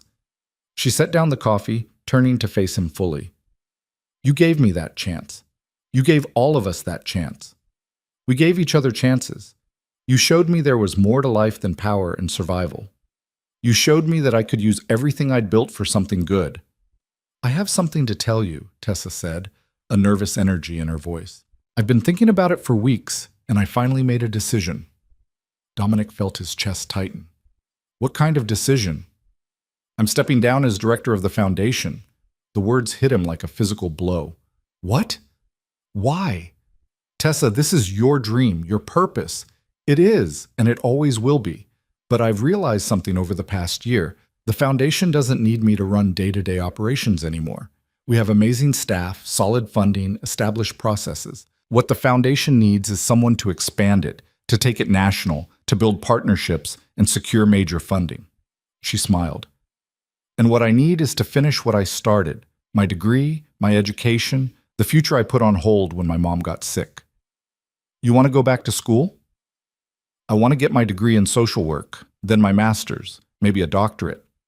I want to study the systems that allow exploitation to happen and develop better ways to prevent it. The foundation will always be part of my life, but I need to grow beyond it too. Dominic pulled her close, pressing a kiss to her forehead. I'm proud of you. Terrified of running this place without you, but proud. You won't be running it alone.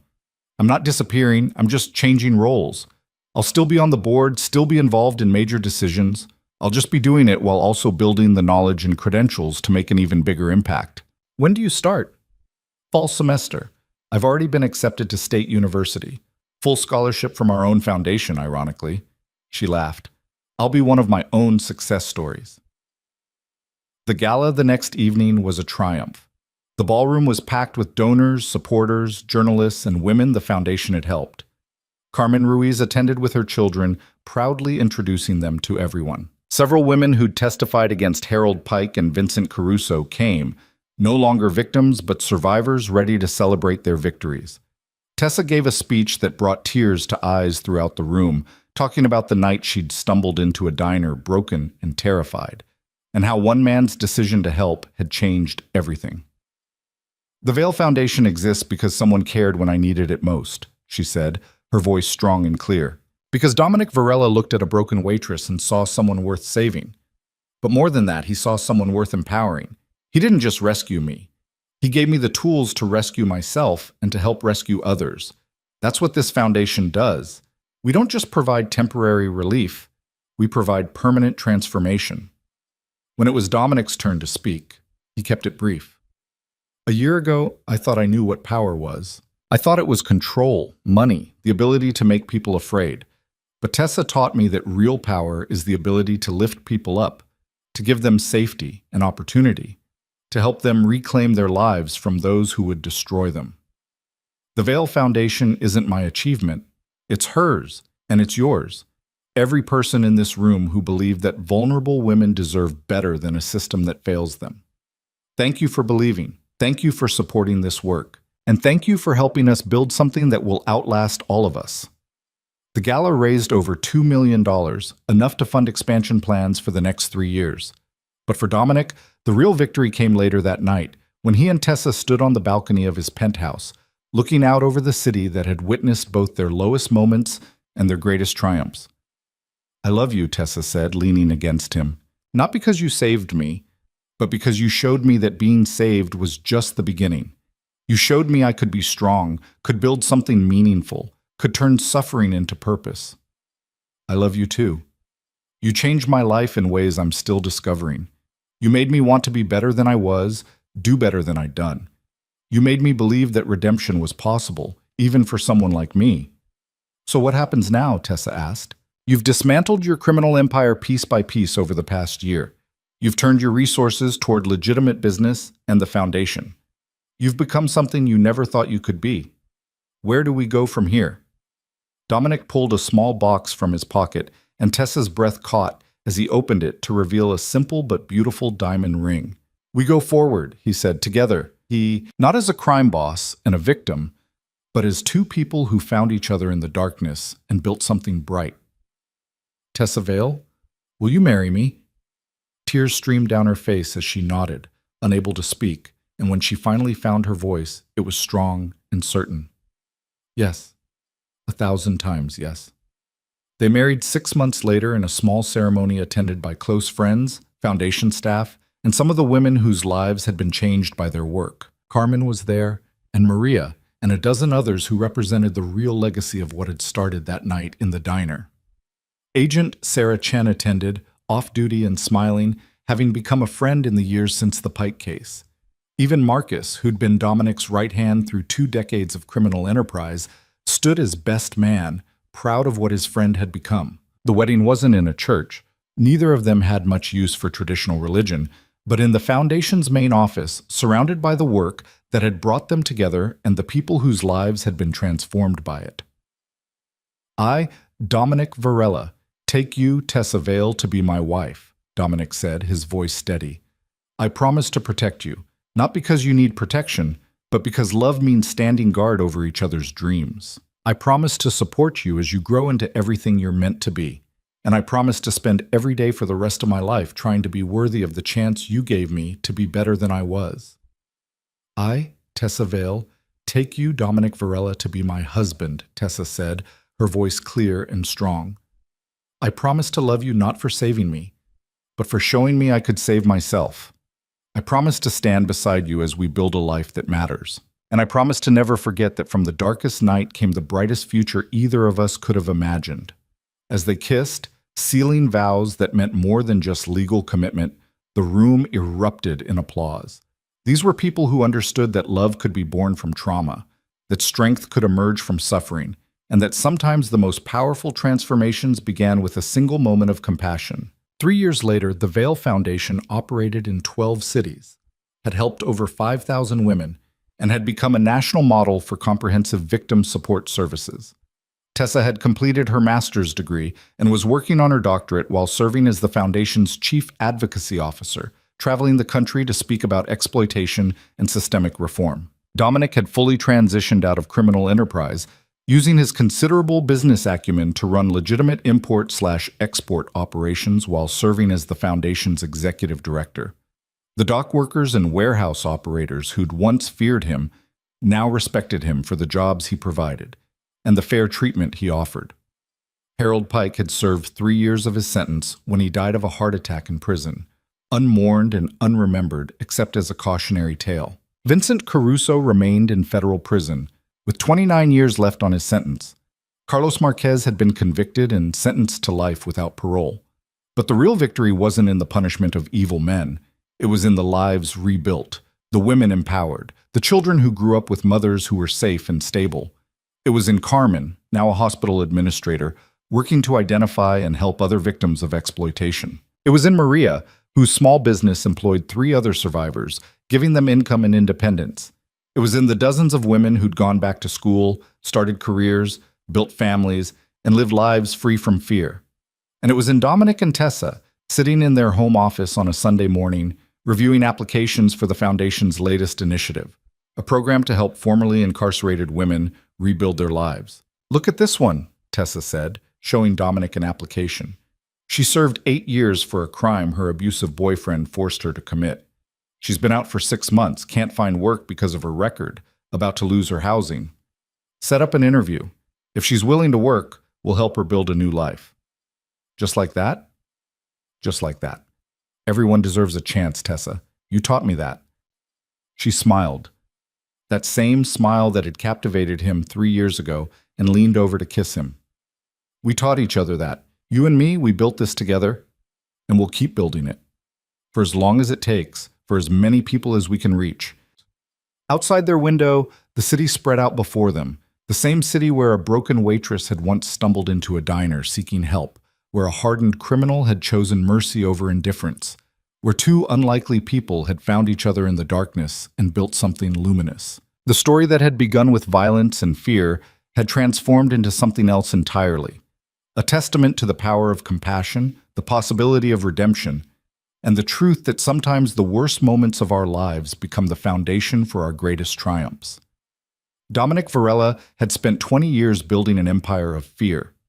But in the end, his true legacy wasn't power or wealth or the ability to make people afraid. It was the thousands of women who slept safely because he'd chosen to protect instead of exploit. It was the predators who'd been stopped because he'd decided that some lines couldn't be crossed. It was the foundation that would continue helping vulnerable women long after he was gone. And it was the love he'd found with a woman who'd shown him that even in the darkest night, even when all hope seemed lost, Sometimes a single act of kindness could change everything. That night in the diner, when Tessa Vale had fallen and Dominic Varela had caught her, neither had known they were beginning a story that would reshape both their lives and touch thousands of others. But looking back now, they understood that sometimes salvation comes not from escaping our circumstances, but from using them to build something better. Sometimes the most powerful transformation begins with a simple choice: to help instead of harm, to protect instead of exploit, to see the person in front of you not as an opportunity for gain, but as a human being deserving of dignity and care. And sometimes, against all odds and expectations, that choice leads not just to redemption, but to love, purpose, and a future brighter than either person could have imagined alone. The end of their story was really just the beginning of countless other stories of women helped, lives rebuilt, and futures reclaimed. And that, more than anything else, was the legacy that mattered.